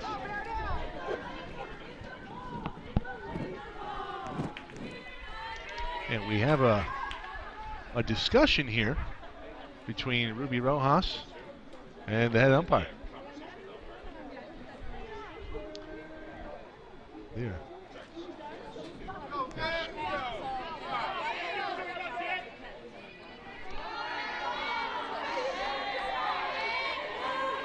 So we are having word here being said about the players coming onto the field of play. So there's a warning being issued to the dugout of Mount San Antonio College for coming onto the field of play in celebration of the Granado home run. Obviously a key moment there, but for obvious reasons can't have everybody coming out onto the field. In that scenario, 4-1. This one hit ripped well. Again. Ripped out. It's a home run. This is Vicky Gutierrez. Back-to-back jacks for the Mounties. Well, it's not the championship round at the 3C2A softball championship, evidently, until Vicky Gutierrez goes downtown. Shades of a year ago for Vicky Gutierrez. A 3-run bomb last year.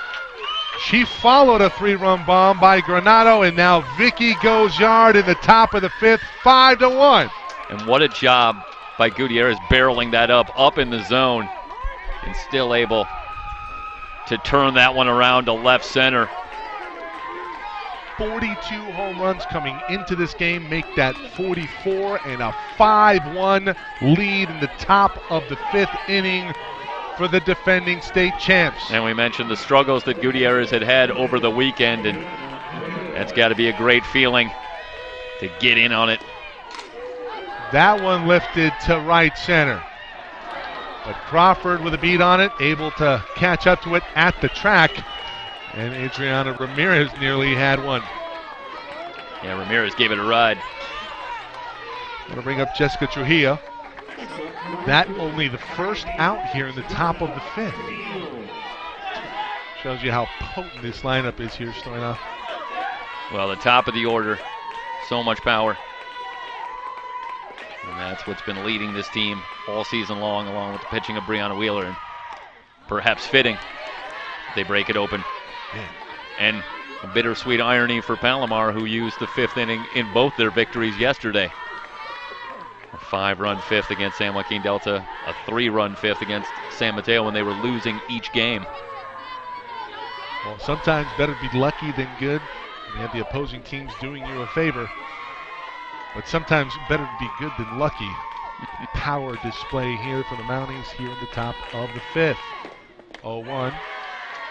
High ball one. You know, Mike, it's easy to think when you have an opportunity like that in the first, like the Mounties did pursuing a championship here, that maybe you get a little flustered, maybe you get a little rattled when it gets away, and then the Comets bounce back and tie it up, but you never had that feeling. Mount San Antonio College always seems so calm and in control overall as a team. 1-1 inside ball 2. So 2-1 now here on Trujillo. There goes 0 for 2. Fielder's choice and grounded out back to the pitcher her last time up. The 2-1. Swing and a miss. That's a beautiful off-speed pitch from Kat Aguilar. Yeah, Aguilar had strung together 11 1/3 innings of scoreless ball against the Mounties, but finally they break through against Aguilar, who had been so good against them. It was going to happen at some point. 2-2 fouled off. And there is activity in the bullpen for Palomar. See if we can get a number here for you.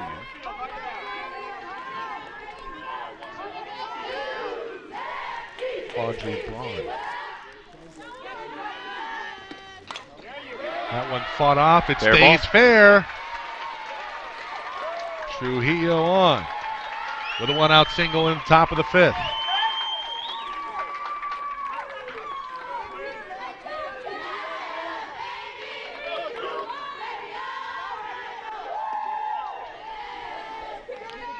Here comes Quinn Diavola. Flied out to right her last time up. Gave it a bit of a ride. 2 flyouts today. Flew out to left her first time up.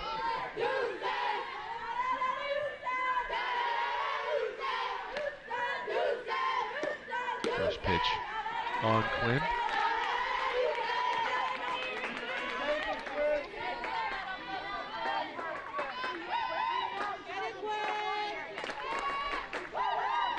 Jeff, this team just so good and versatile throughout the lineup. Have to be worried about everybody. You know, even the hitters with some of the lower averages. This one lifted to right field. Will it stay fair? It will. This will bring home another run, very likely. Trujillo around third will score. It's an RBI triple for Quinn Diavola. Right on the line. Chalk flew up.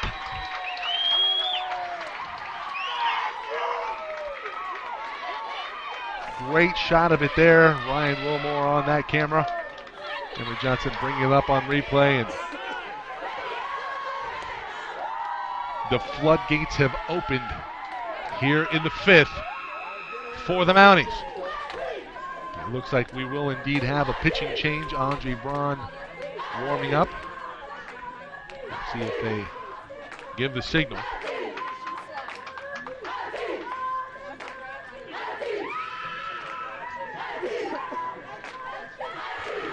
Waiting word. I think they're trying to buy Braun a little bit more time.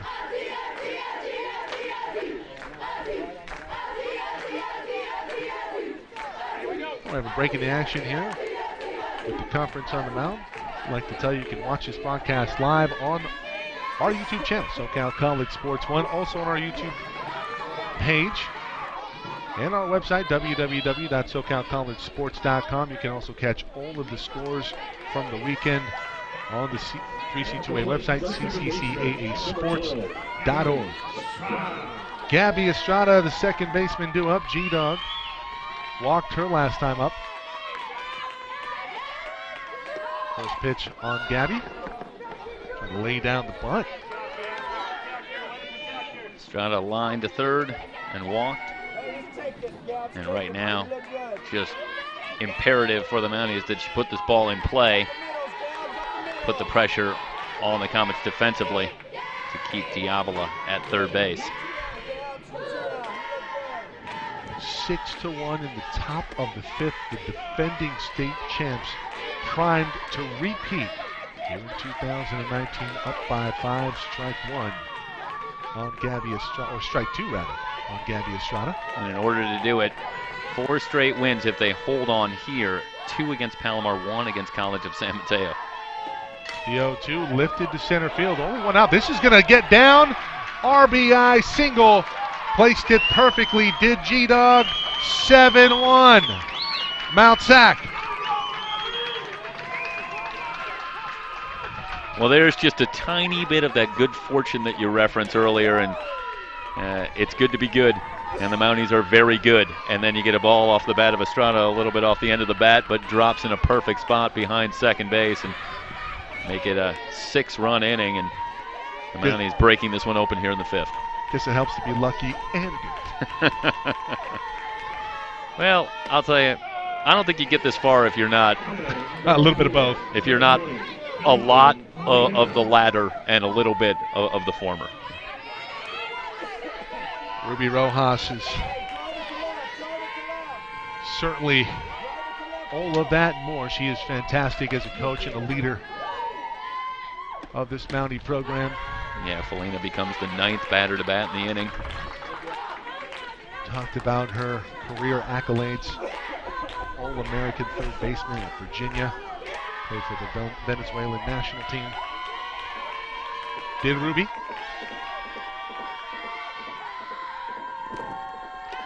7-1. I want to talk about the program that she's building here at Mount San Antonio College, and it's easy to forget that if this holds up, they would have back-to-back. They weren't that far from 3 in a row against an undefeated Cyprus team. That was a game that went into extra innings in the championship round. Powerhouse in the South, that's for sure. The entirety of the 3C2A is Mount San Antonio College for not just softball, let me tell you that. Yep. And it's a crowded South with Cyprus in the mix year after year, and a team in Palomar that we're getting a look at right here, and it's absolutely of championship pedigree. 2 in the last 6 years, if memory serves. I believe you are correct, my friend. 2-2 on Felina. Only 1 out here in the top of the 5th. The 9th batter now to the plate for Mount Sac.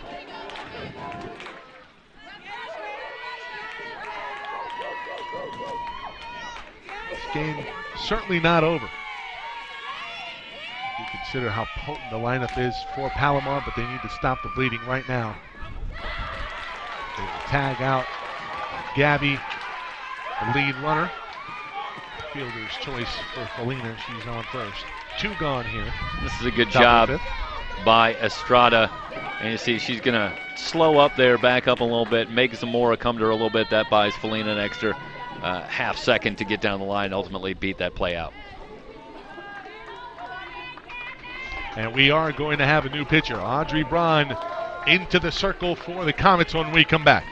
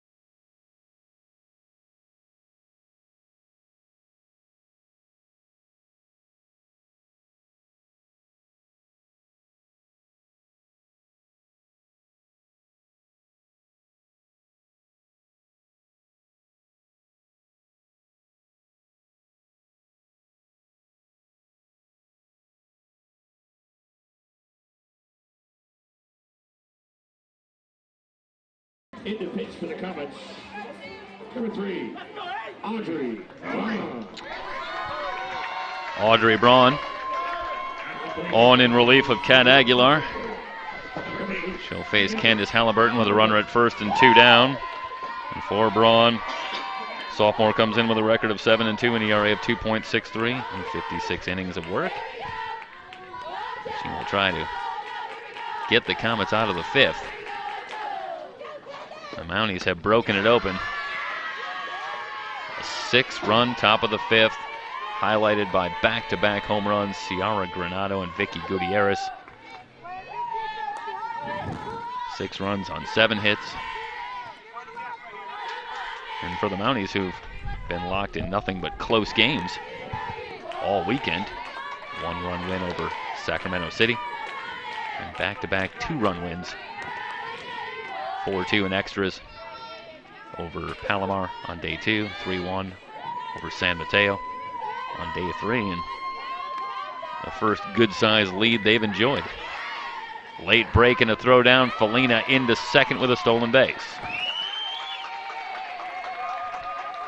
So Felina swipe second. 2 balls and a strike on Halliburton.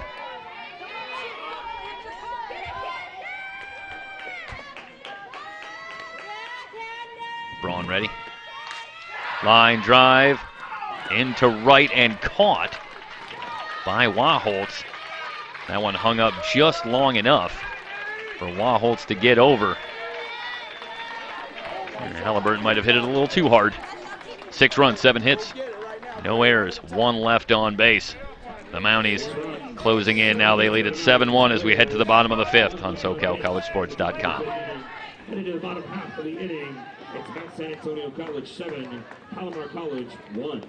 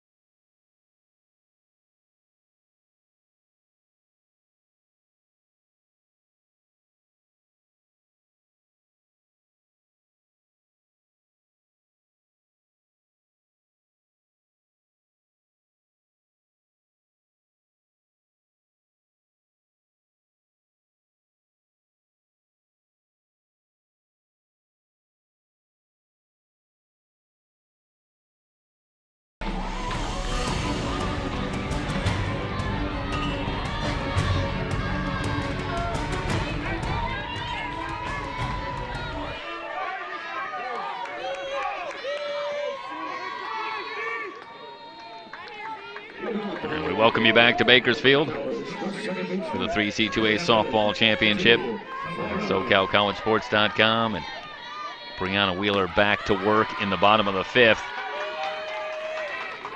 She had a long break in that top of the 5th as the Mounties put 6 on the board. And now Wheeler 9 outs away from back-to-back championships for Mount San Antonio College. That one fouled back to the screen. Zamora 0 for 1, grounded to second, her first time up.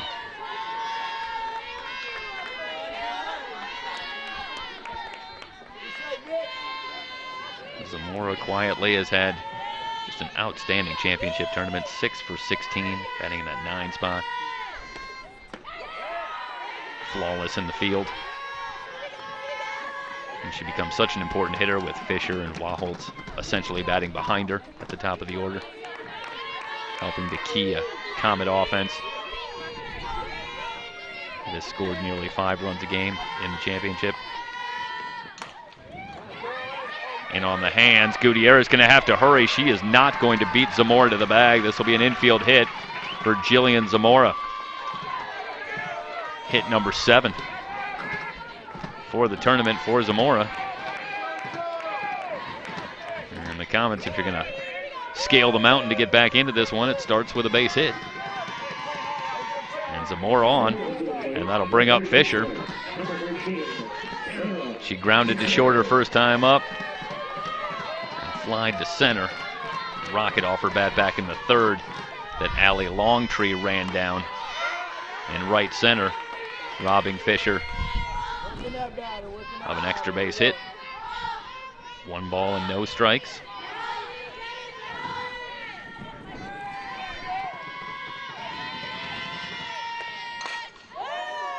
Fouled away by Fisher, a ball and a strike.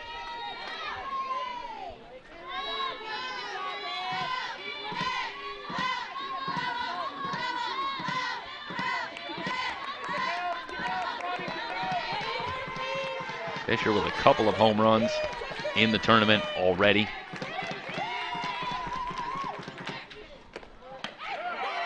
And if you go back to the championship game last year, it was a Fisher home run early that helped Palomar out to a 4-2 lead, which they carried into the 6th inning before the Mounties put the 3 spot on the board to take home their title last year. Curved ball away. 2 balls, 2 strikes on Fisher.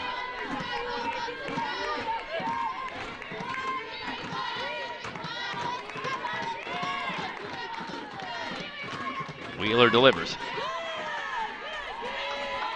Trying to go to the rise ball, and Fisher gets a piece.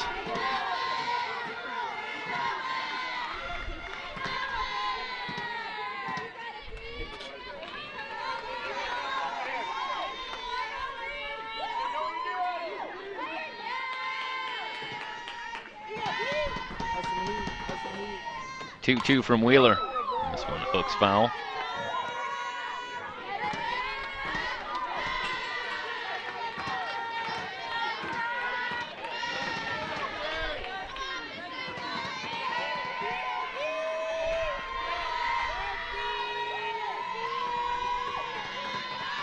Ready to go. Lifted into right field at the track. It's gone!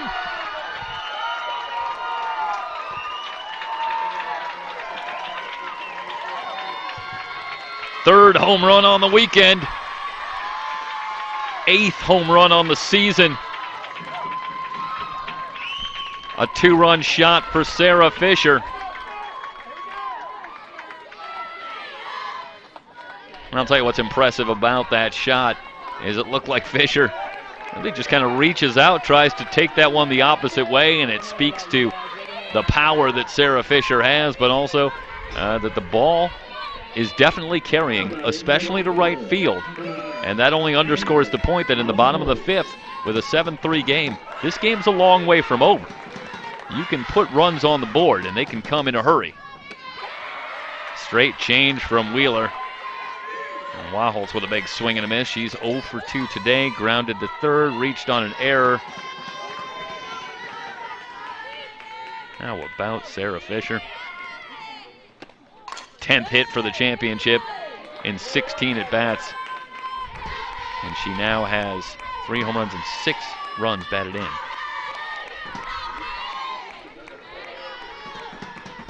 Quickly 0-2 on Waholtz.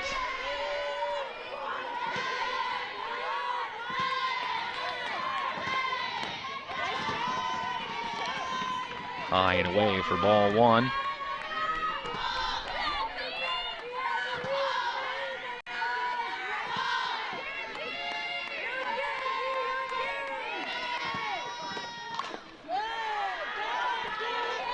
Waholtz fights off another one. Count remains no balls and 2 strikes.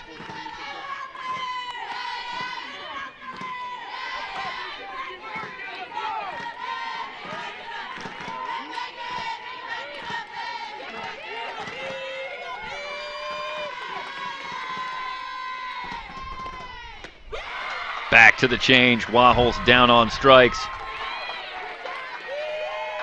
First out at the bottom of the 5th. And for Wheeler, her 3rd strikeout in the game. That'll bring up Pignoni. Pignoni's 1 for 2. A base hit her last time up. Well, the Comets trailed in both games yesterday.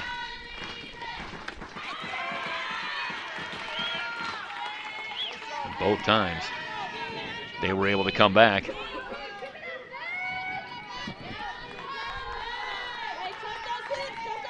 So there can be no doubt that they still very much consider themselves to be in the game. Ground ball to second. Estrada over to first in time. Pignoni retired. That'll bring up Kendall Cates, who's 0 for 2.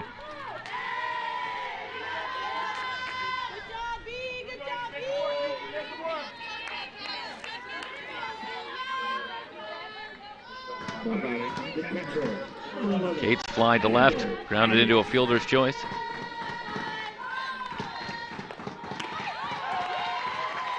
Fastball on the outside corner.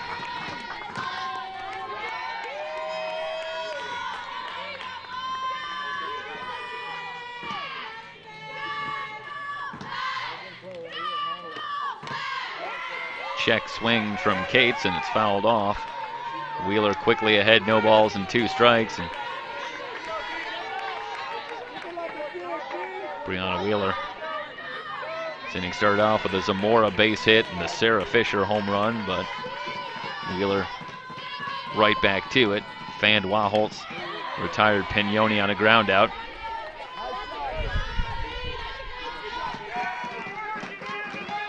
And for all of the clear talent of Brianna Wheeler and her domination in the circle this season. And I think this weekend has really shown the mental toughness and the work ethic of Brianna Wheeler in every game. Brianna Wheeler has faced a measure of adversity, has been locked in a close game. The Mounties have trailed in games. Wheeler has had maybe less than her best stuff in games. And every time she manages to work through, keep the Mounties in the game, give the lineup a chance to go out and win the game. And it's happened 3 times, and now they're looking for number 4. 1 and 2.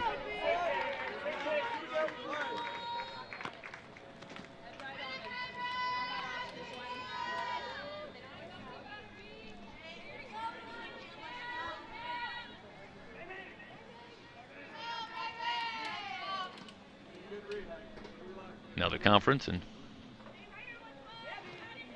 they'll break it up again.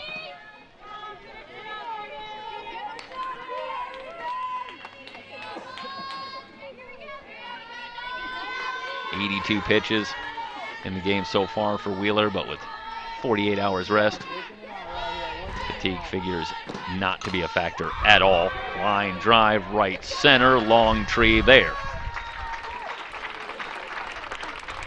2 runs on 2 hits. Sarah Fisher takes one out again, but the Comets still looking up.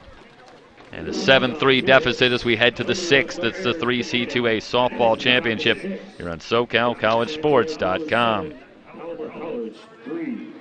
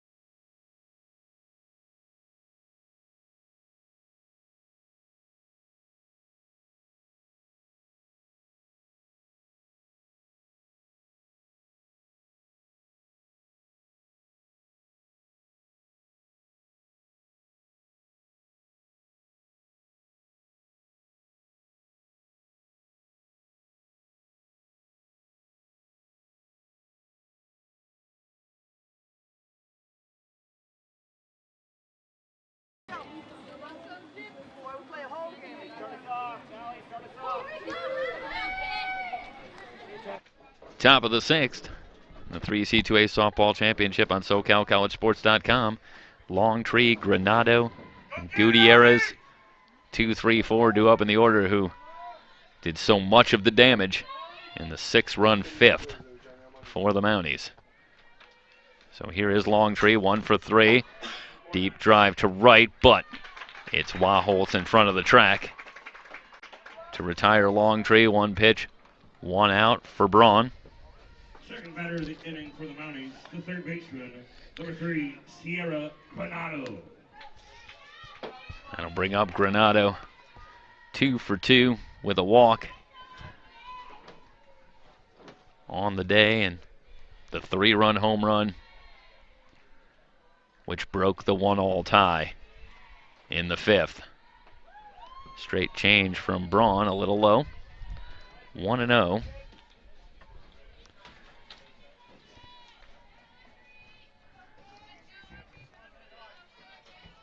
So Granado now 6 for 12 in the tournament. Takes another off-speed pitch low, 2 balls and no strikes.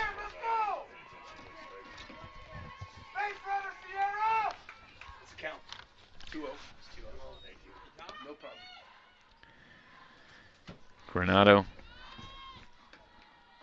with the home run last inning is now 13 for 23 in the postseason. So she didn't pick it up just in time for Bakersfield. She now has 4 home runs in the postseason. 13 runs batted in. This has been a dominating postseason performance. Got a little Miss May here, Michael.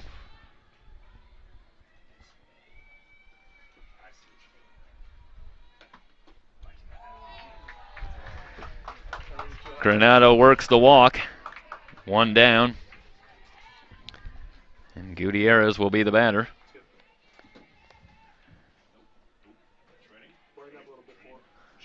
Are we going to have a pinch runner? And it looks like we probably will. Get that number for you.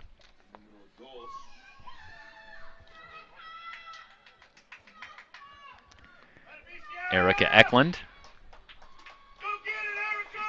will go and run for Granado.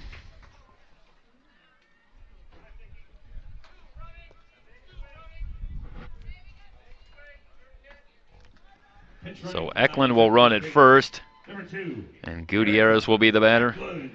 1 for 2. She homered to left center her last time up.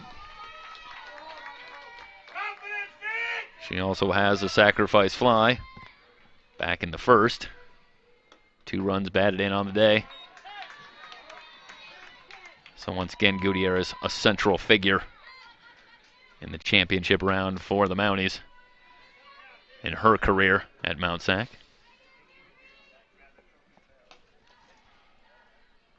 No balls and a strike. Line drive left field. Pignoni has it for the out.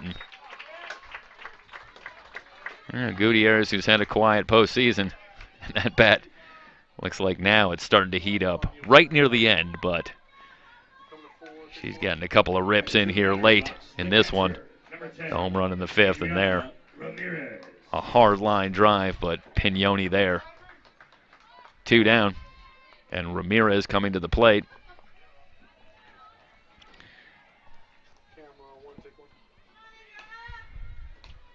They'll shade Ramirez just a step or 2 toward right field. Might be an acknowledgement of the wind blowing out to right center as much as anything. First pitch in there for a strike for Braun. Braun on to relieve Kat Aguilar, who did such a good job relieving Hewen to keep the Comets in the game through the middle innings, but then the Mounties broke through in the top of the 5th as they sent 10 to the plate and put 6 on the board. No balls, 2 strikes quickly on Ramirez, who's 0 for 2. Flied to center her last time up. Well hit ball that carried to the track.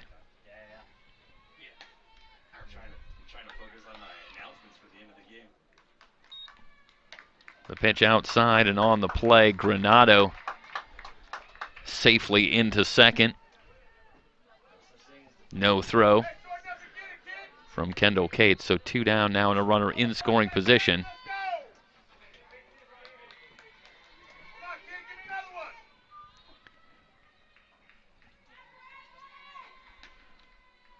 The 1-2 to Ramirez. Swing and a miss. Braun fans Ramirez to end the 6th. No runs, no hits, no errors, 1 left on base. Heading to the bottom of the 6th, Mount San Antonio College on top, 7-3. It's the 3C2A softball championship here on SoCalCollegeSports.com.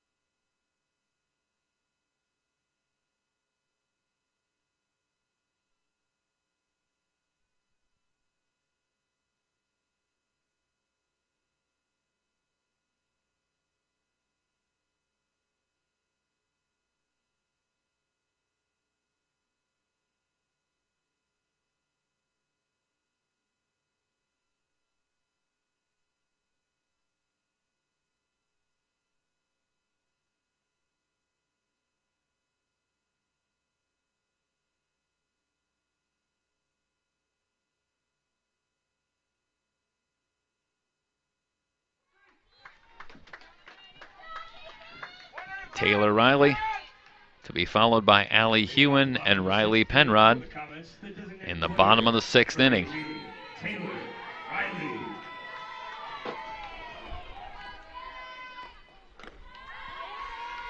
Wheeler's curveball high and away, a ball and no strikes on Riley, who's 1 for 2. Comets running out of time. Still trailing by 4.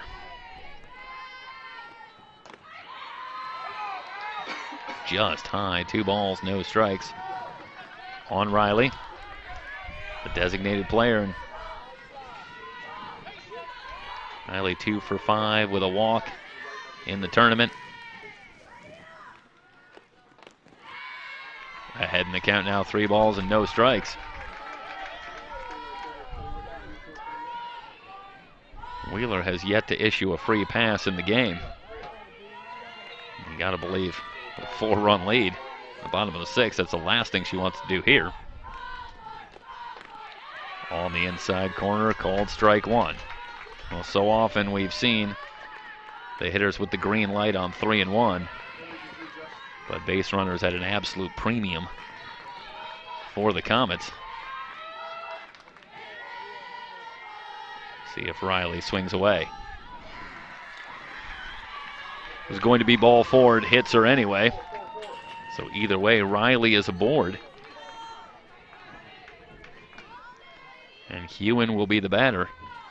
She's 0 for 2, struck out twice. And Brianna Wheeler has certainly had her number of late.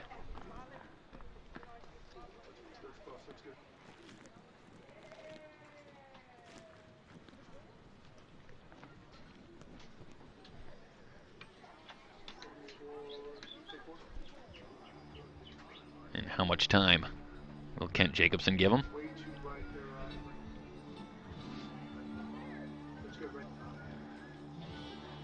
Now he's going to come out to break it up.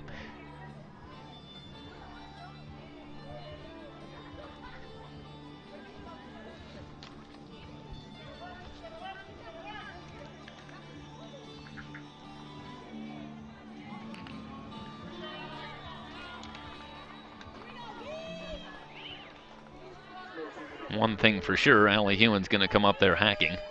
Just 4 walks on the season. With 93 at-bats coming into action today. Wheeler ready. On the inside corner, called strike 1.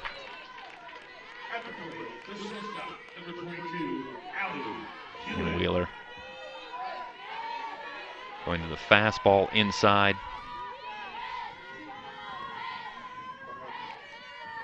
Rocks and fires. Popped up, playable for Ramirez, who has it. Hewen retired. Penrod coming to the plate. She's 1 for 2, a base hit back in the 2nd. Grounded to short in the 4th.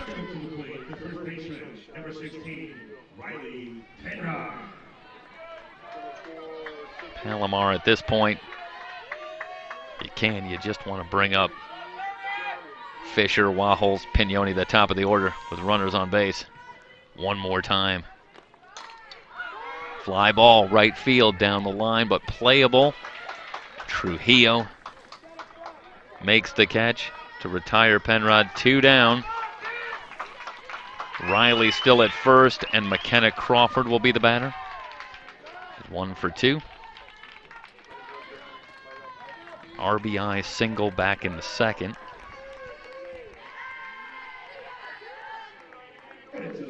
The center fielder, number 5, McKenna Crawford.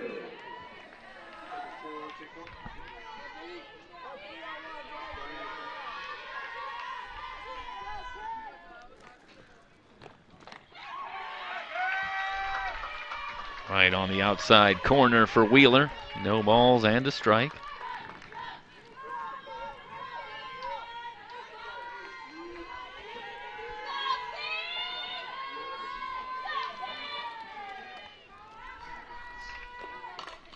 Line drive in the corner. It's a fair ball. Riley Rounding third, keep an eye, they're going to wave her in. Here comes the throw, and Riley is out. No! The throw beat her, but it looked for a moment like Ramirez had trouble handling it. And Riley ends up being safe. The tag appeared to be right there, but no call.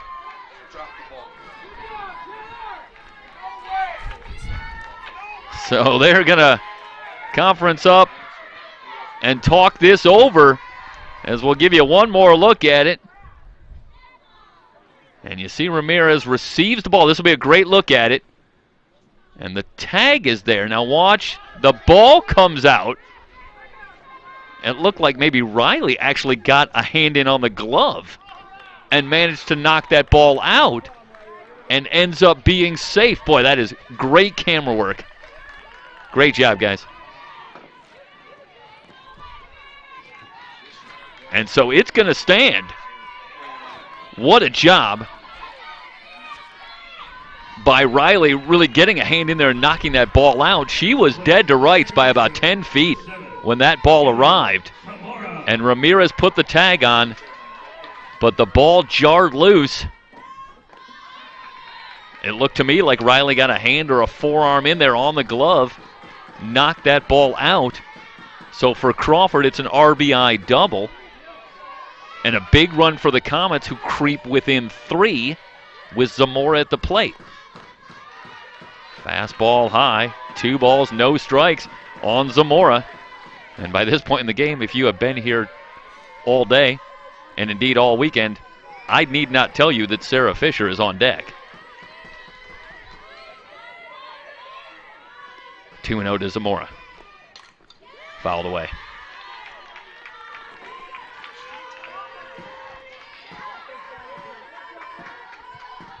So how about McKenna Crawford, who came in batting just a little over 200 on the season, but 2 for 3 with 2 runs batted in. After the RBI double brings home Riley. Now 2-2 as Zamora sprays that one foul.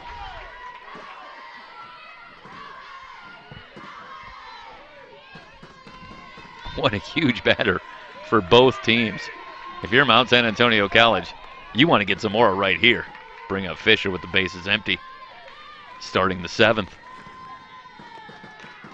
Rise ball high, 3 balls and 2 strikes on Zamora, who is just trying to get on base any way she can and give the big bat Sarah Fisher a chance, representing the potential tying run. Here's the payoff pitch. Foul back. How about the Comets?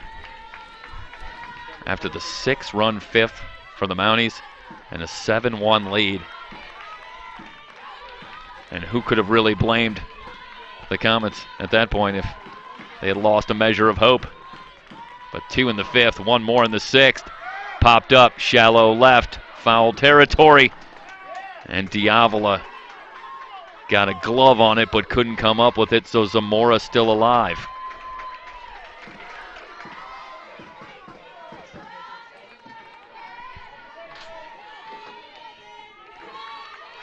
Eighth pitch of the at-bat for Zamora. 100 pitches in the game now for Brianna Wheeler.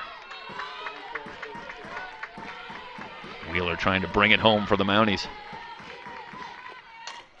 Popped up, left field. Halliburton on the run has it to retire Zamora.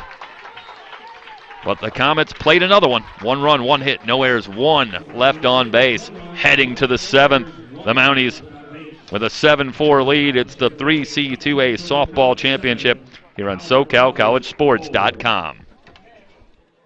Ladies and gentlemen, the snack bar, which has been here to provide you refreshments all weekend long, is now offering a 7th inning special 2-for-1 sandwich wraps. Make sure you head over there to fulfill that hungry stomach as we get ready to close out this exciting championship game and support the Haynesville College softball program.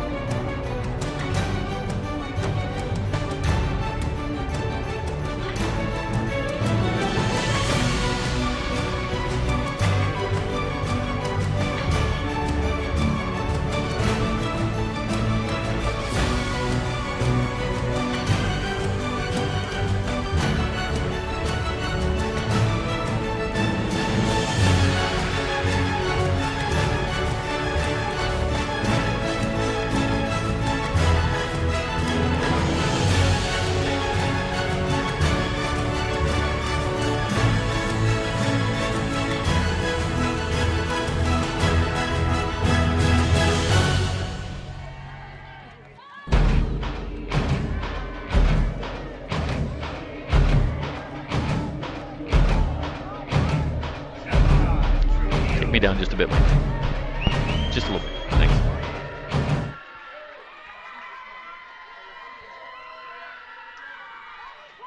Top of the 7th inning. Trujillo will lead things off, followed by Diavola and Estrada. Change from Braun, a beauty again, and Trujillo way out in front. Jessica Trujillo's 1 for 3 in the game. She had a base hit back in the 5th, came around to score on the Diavola triple.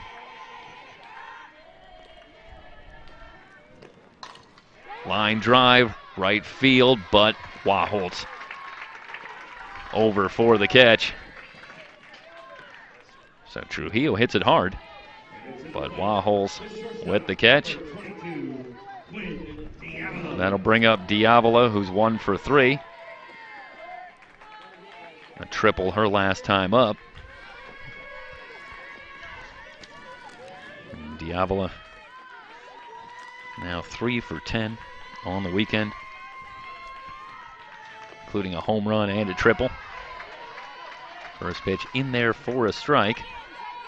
And Audrey Braun has become an important figure in this game as well, coming in, replacing Aguilar, gets the Comets out of the 5th inning with the score at that time 7-1, but with the Comets coming back with 3 runs since. Now if Braun can shut it down here in the 7th, the Comets with 1 more at bat, needing 3 runs, but it has become an important storyline that Braun has come in and quelled the Mountie bats thus far. 2 balls and a strike on Diavola.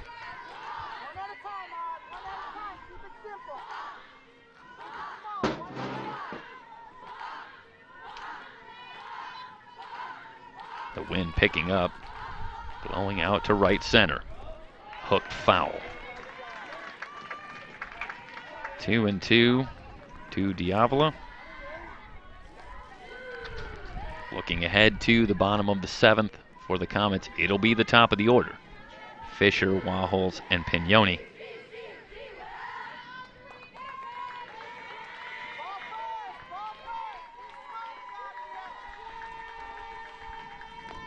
Two-two pitch. Change up, popped up in front of the circle, and it's Braun who has it for the out.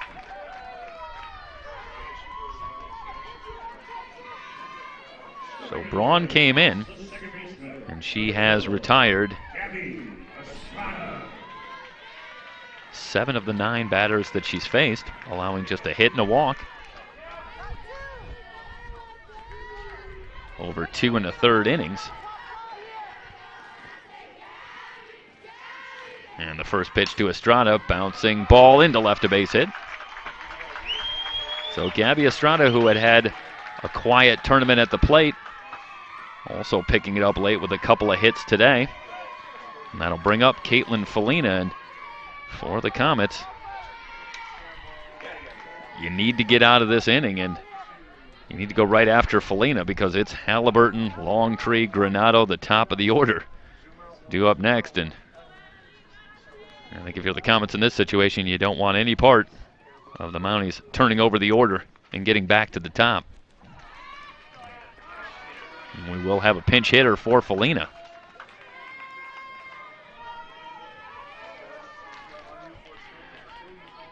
Ashley Rivera comes in batting .258, no home runs, 5 runs batted in. Number 5, Ashley Rivera. So Rivera will bat for Felina.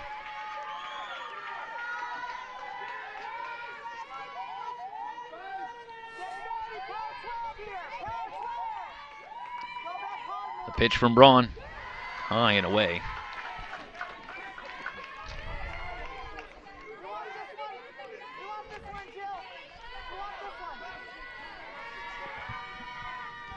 Halliburton on deck, 2 for 4 in the game with a couple of runs scored. She has ignited this offense in both run-scoring innings, the solo run in the first, but she also led off with a base hit in the 6-run 5th.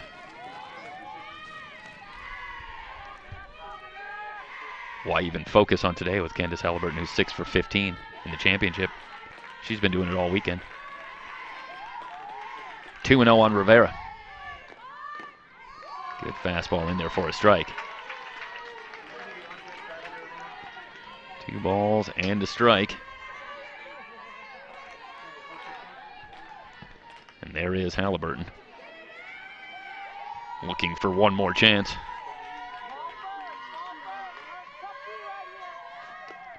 2-1 pitch back to the screen. For Rivera, this is her first at bat, I should say, on the weekend. 8 for 31 during the regular season.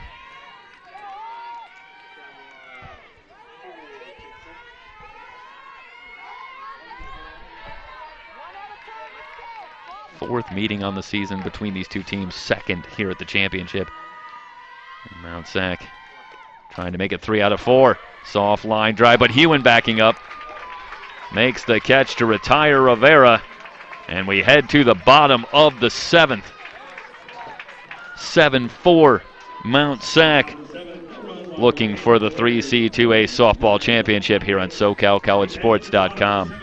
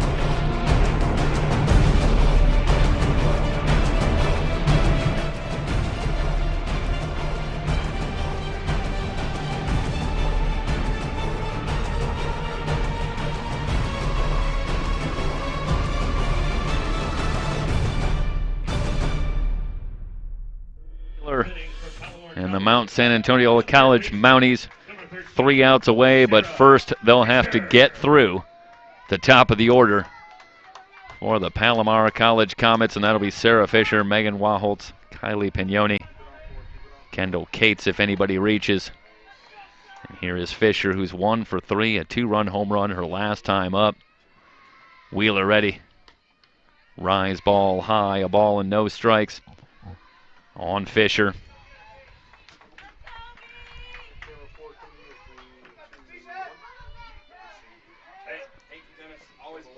Wheeler ready. Here's the 1-0. Again, paints that inside corner, and that's a pitch when she locates it well. There's just not much you can do as a hitter. If you offer it that pitch, it's likely going to jam you. It's going to be hard to really get much on it. If you can get the barrel on it, often pull it foul. Just great location from Wheeler back to the outside corner, and Fisher just gets a piece. She's in a hole now, a ball and 2 strikes, but Fisher with 10 hits in the tournament so far, and if I had to wager, more than half of them have come with 2 strikes.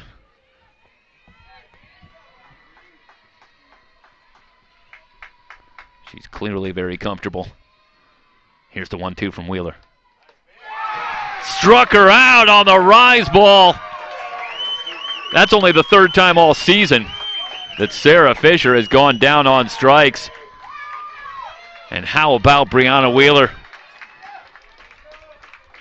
Round 1 to Sarah Fisher with the 2-run home run, but the final round perhaps to Brianna Wheeler.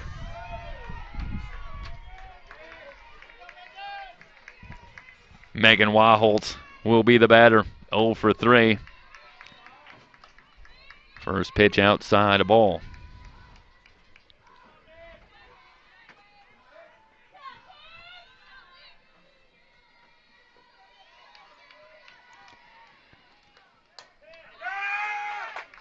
Fouled away by Waholtz.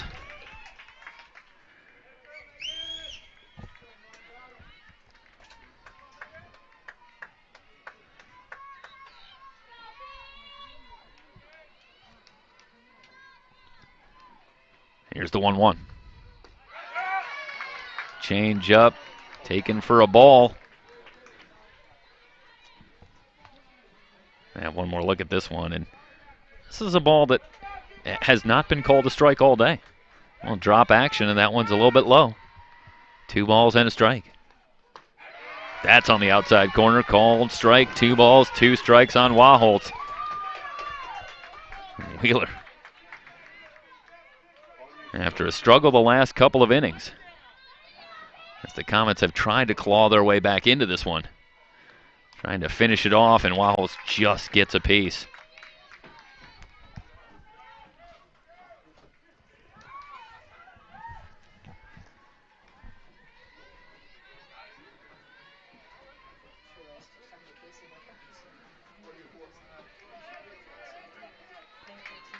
Well, he's trying to go 4-0 at the championship for the 2nd consecutive year.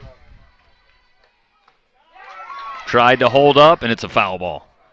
Just got a piece.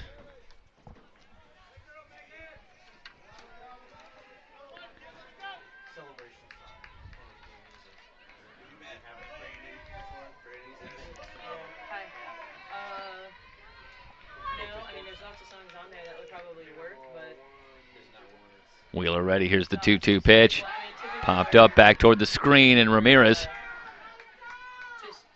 started to chase and trying to get around Ken Jacobson, the home plate umpire, and couldn't find a path to the ball. I'm not sure she could have gotten there anyway, but never really had a chance to get to that one potentially. Here's the 2-2. Wheeler rocks and fires. And that one ripped foul. And there again, that's an off-speed pitch in, but if you get the barrel of the bat on it, as Waholtz did there, it's going to be hard to keep it in fair territory.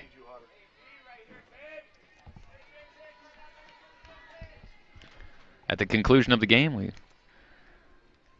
we'll get down to the field and give you, at the very least, video coverage of the trophy presentation. We also will have a couple of interviews on the field from the winning team. Fly ball, center field, long tree there. 2 down, and now the Comets are down to their final out. So definitely stick around, and we'll give you some visuals of the celebration and the presentations. Sometimes we're not allowed to give you audio fully down on the field. We do have to worry about copyright issues on YouTube with music and so forth. So we do the best we can, but we know we can give you pictures. And, of course, Mike Cepeda will head down to the field and try and grab a coach and a player for you. Get some thoughts from the winning team on the championship, all part of post-game coverage here on SoCalCollegeSports.com. So Pignoni will be the batter as the Mounties break up the conference.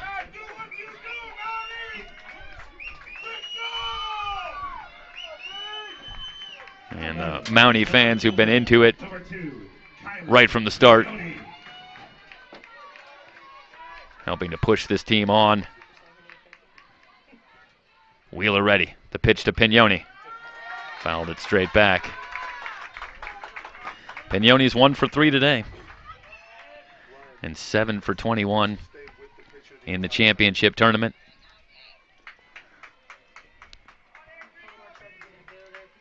Comets need a couple of base runners to have a shot. Fly ball left field, backing up. Halliburton. It's back-to-back for Mount SAC.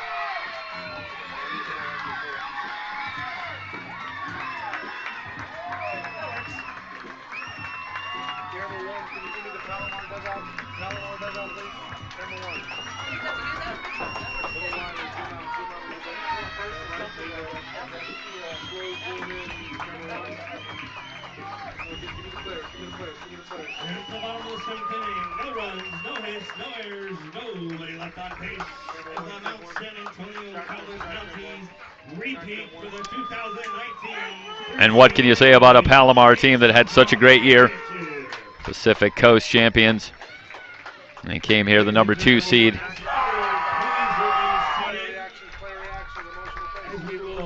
Check that, I believe they were the number 3 seed in the South, and 6 games for the Comets, and ultimately they fall in the championship round once again to Mount San Antonio College. And the Mounties, it was a repeat from last year in every way possible. A 3C2A championship, and they did it once again, going the route undefeated and 4-0, yes, and there can be no arguing that they earned it. 2 wins against Palomar, a win against College of San Mateo, and a hard-fought win against Sac City. And it's, if ever there was a gauntlet even going undefeated, it was that, as Brianna Wheeler goes 4-0, and the Mounties are once again 3C2A softball champions. We're going to step aside. We're going to come back, take you down to the field, try and give you some visuals, see if we can get an interview or two as well for you here on SoCalCollegeSports.com.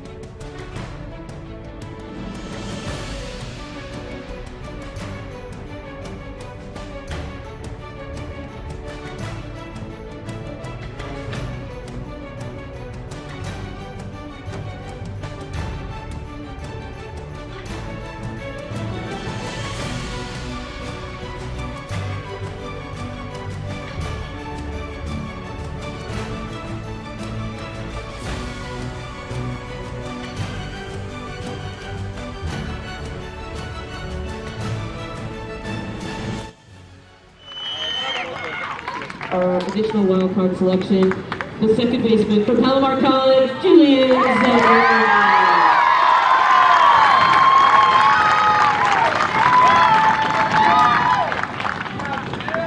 The alternate selection for our utility spot from Palomar College, Allie Hewitt.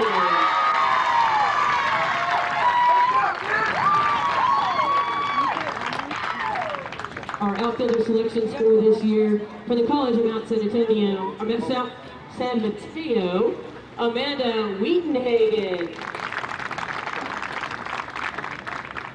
Additional outfield selection from Mount SAC, center fielder Allie Montree.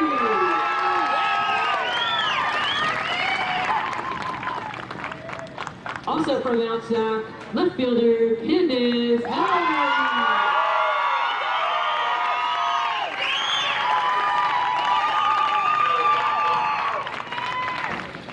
Outfielder from Palomar College, Kylie Pignoni.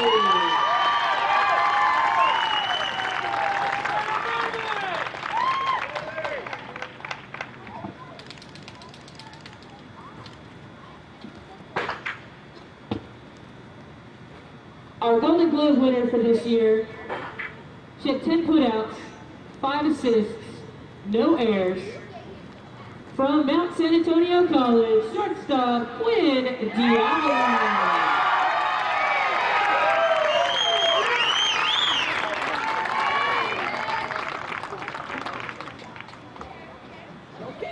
Our best hitter award, this young lady hit .588 for the tournament with an on-base percentage of .762.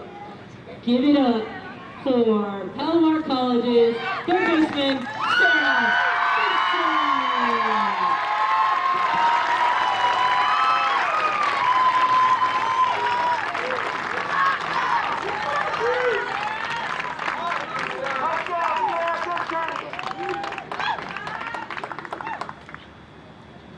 And now, our most valuable player, hit .500 for the tournament.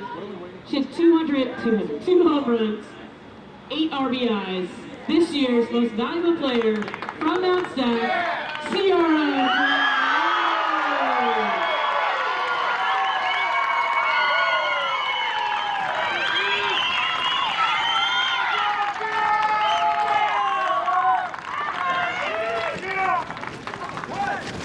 And now, our last individual award, pitcher of the tournament. She went 29 innings. She gave up 8 runs. She had 22 strikeouts and a 1.69 ERA. You know who it is. Give it up for Mount SAC pitcher.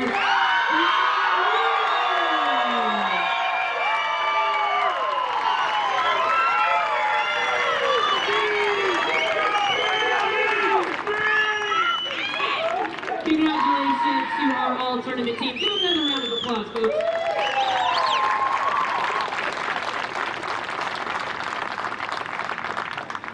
And now we will give out the awards to our teams. Palomar had a great season. Made it to the finals for the second year. They went 41-10 this year. Came up a little bit short, ladies, but you had a great tournament and a great season. Give them a round of applause for their great season, folks.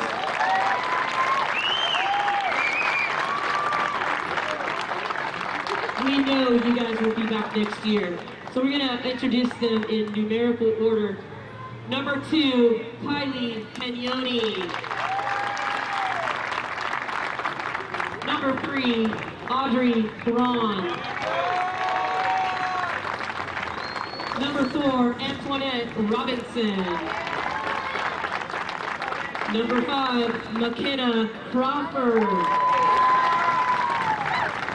Number 6, Jenny Lafayette. Number 7, Julian Zamora. Number 8, Katie Bananall. Number 9, Megan Warhol. Number 11, Kendall Cates. Number 12, Samantha Renteria. Number 13, Sarah Fisher.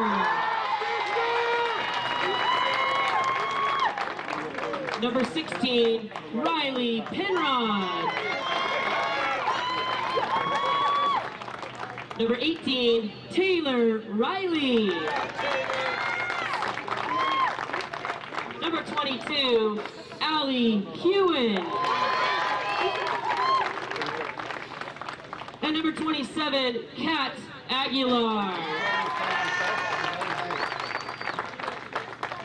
Coaching staff, head coach Lacey Kraft, legend Mark Eldridge, Marissa Valdez, Augustina Belford, and Callie Pugh. Great job, coaches. Give a round of applause one more time for the Palomar Comets.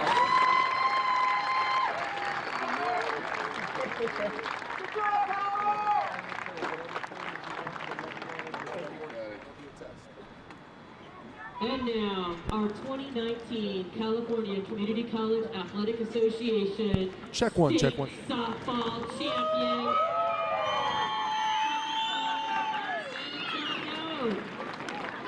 Number 1, Allie Longtree. Number 2, Erica Eklund.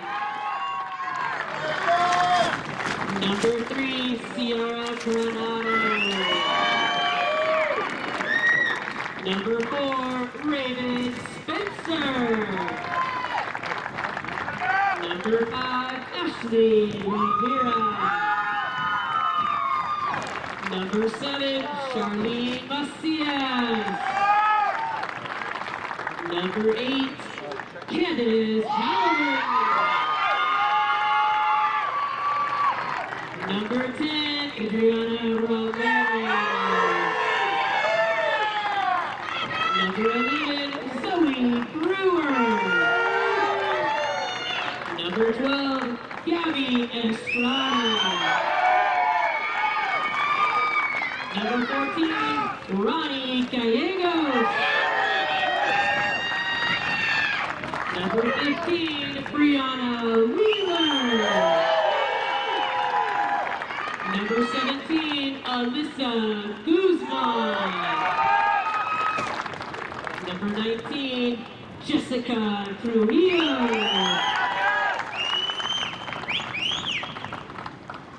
Number 20, Caitlin Falina. Number 21, Alexia Silva. Our new head coach from Mount San Antonio College, now back-to-back champions here in 2019, Ruby Rojas. And Ruby, red shirt, you number 23, Vicky Gutierrez. San Mateo had the day off earlier. Number 23, Vicky Gutierrez. Well, a big fifth inning, especially for Sierra Granado. She broke the floodgates open, and now a victor 7-4. Yeah, it was, you know what, we knew it was going to be a dogfight today. Palomar, all the respect to them. Very good program, very well coached.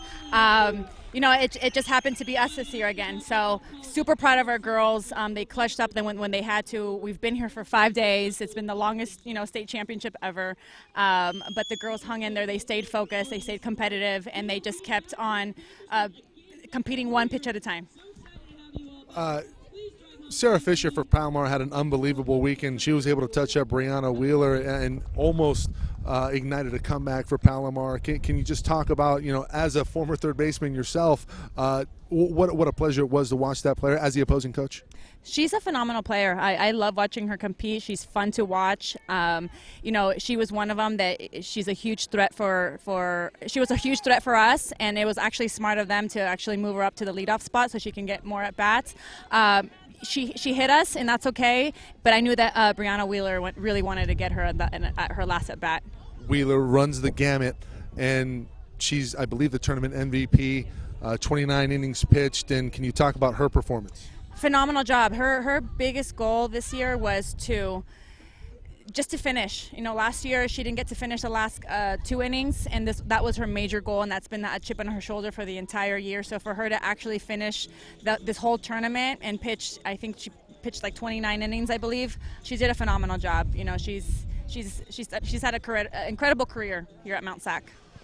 Almost a three-peat here. I mean, you were so close the last time you were here in Bakersfield. The sense of redemption for you now coming back this year. Yeah, you know what? We finally won in Bakersfield, and it feels amazing to actually to win here, and we're just happy about that. So it's been good. It's been fun. It's been a great journey. It's been a great year. Coach, congrats again, and we're probably going to see you in 2020. Thank you very much. Thanks. Back to you in the booth.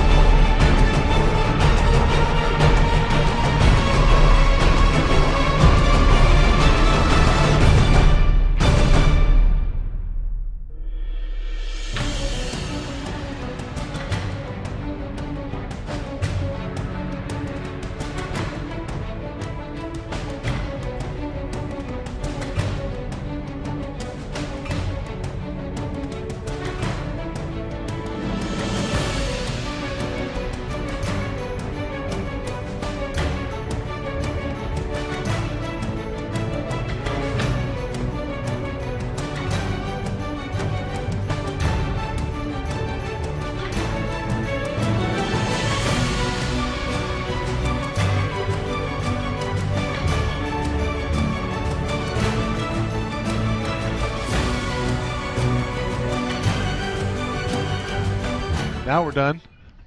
Championship Tuesday in the books, back-to-back here in 2019 for Mount SAC. While they win it at home last year versus Palomar, they win it in Bakersfield versus Palomar. An incredible ride here. They do not drop a game on the weekend. Yeah, same thing as last year, and undefeated through the bracket. And obviously, as we've talked about all weekend long, that's so important in this particular format. The team that can stay in the winner's bracket it has such an inherent advantage built in, an earned advantage. And when they wrap this up, you look back and you say 2 wins over Palomar, a win over San Mateo, another hard-fought win over Sacramento City as well. 4-0, yes, but they earned it. No question about it. You said it on air. It was an unbelievable line. The comic killer, Sierra Granado. It was a walk-off on day 2. It was a bomb here today, a laser shot to center that broke the 1-1 tie in the top of the 5th rather. And then Vicky Gutierrez again goes yard in the final game of the season. A fitting end to her fine career at Mount San Antonio College. And what can you say about the squad? You got Brianna Wheeler. Yeah, it's, when you do everything well, you become a very difficult team to beat, and that's you name your sport, you name your endeavor, and that's you can focus on Brianna Wheeler and you think, well, what a great job she does, and her job is made a little bit easier by the fact of what a clutch hitting team that she has behind her. That seems if she can keep them in the game, somebody seems to step up big, and then the reverse is true. If you're that team and you're struggling a little bit, isn't it great to have a pitcher who can go in and keep you in games? And they do everything well. And listen, they had to really earn it. Palomar came to play today and come up just a little bit short. But 2 teams, I've got a feeling that'll be back. Boy, if we're back next year, I wouldn't be surprised if we saw the same final again. Yeah, I think you're exactly right. And obviously, we'll see some new players, some new faces, I'm sure. But Ruby Rojas does such a great job with her program and recruiting and getting them back, and they'll be primed and ready, I'm sure. I believe that's the 4th trip in a row now up to the state championships, 2nd in a row in terms of being the champion for the Mounties. And for Palomar, just a hard luck loss. I mean, yesterday they were incredible. They were clean, and they got a little lucky with some of the errors from the opposing teams in Delta. 3 errors in 1 inning that really broke it open for them. And then versus College of San Mateo, but they come into today and they were great. Yeah, it's necessarily a South-centric view today with 2 South teams, but boy, you think back to yesterday and San Joaquin Delta and San Mateo. Those were 2 teams that came here to win and were very close to earning their own place in the championship round and a shot at Mount SAC here today. So it was a very deep field, and for Palomar, I think the last couple innings says a lot about them all season long and this weekend. 7-1 down at the end of 5, and as I said when I was talking about it as it was happening, who could have blamed a team for maybe losing a measure of hope, maybe thinking, well, we almost got there this year, but maybe it's not our year. But no, 2 runs in the 5th, another run in the 6th. They just never stopped fighting, and I have the feeling never stopped believing that they were in the game and there was still a chance. And that says a lot. You talk about Ruby Rojas. That says an awful lot about Lacey Kraft and the program that she has built, the players that she has, and that program moving forward. Yeah, another bomb for Sarah Fisher. But they come up short, 7-4 your final. We have some thank yous here for you. Yeah, want to start obviously with Carlisle Carter and George Matagakis at the 3C2A, without whom they're the ones that make the decision ultimately to provide this broadcast, and they do so much, but obviously they are to be thanked for making this possible at all. Absolutely. Of course, we have John Gotti, Luis Rangel, Ryan Wilmore, Craig Wilmore, Emery Johnson, Matthew Henson, Scott Buckley on music. Dustin Pageant also joined us on the broadcast some and did some of the statistics work for us as well. So nice, a little bit bigger team this year, some new faces, but it was fun. And hey, man, you brought it all together. Everybody brought it all together. It was a team effort for sure. Absolutely. Last things, special thanks to Andrew Wheeler, who was up here in the broadcast, who was the official scorer and very helpful getting us ready for the broadcast as well. So thanks to Andrew. And Cherie and Lydia, saw them again, and it was good to see them as well. And special thanks to them, if nothing else, for making room for us up here. They're up here working and always willing to step aside a little bit and make a little room. It's a big team here at SoCal College Sports, so thanks to them as well. We'll have a tight press box next week. Back at it in the Central Valley, up at Fresno for baseball on Saturday. For everybody here at SoCalCollegeSports.com, for Jeff Stoynoff, I'm Mike Cepeda signing off. Thank you for watching.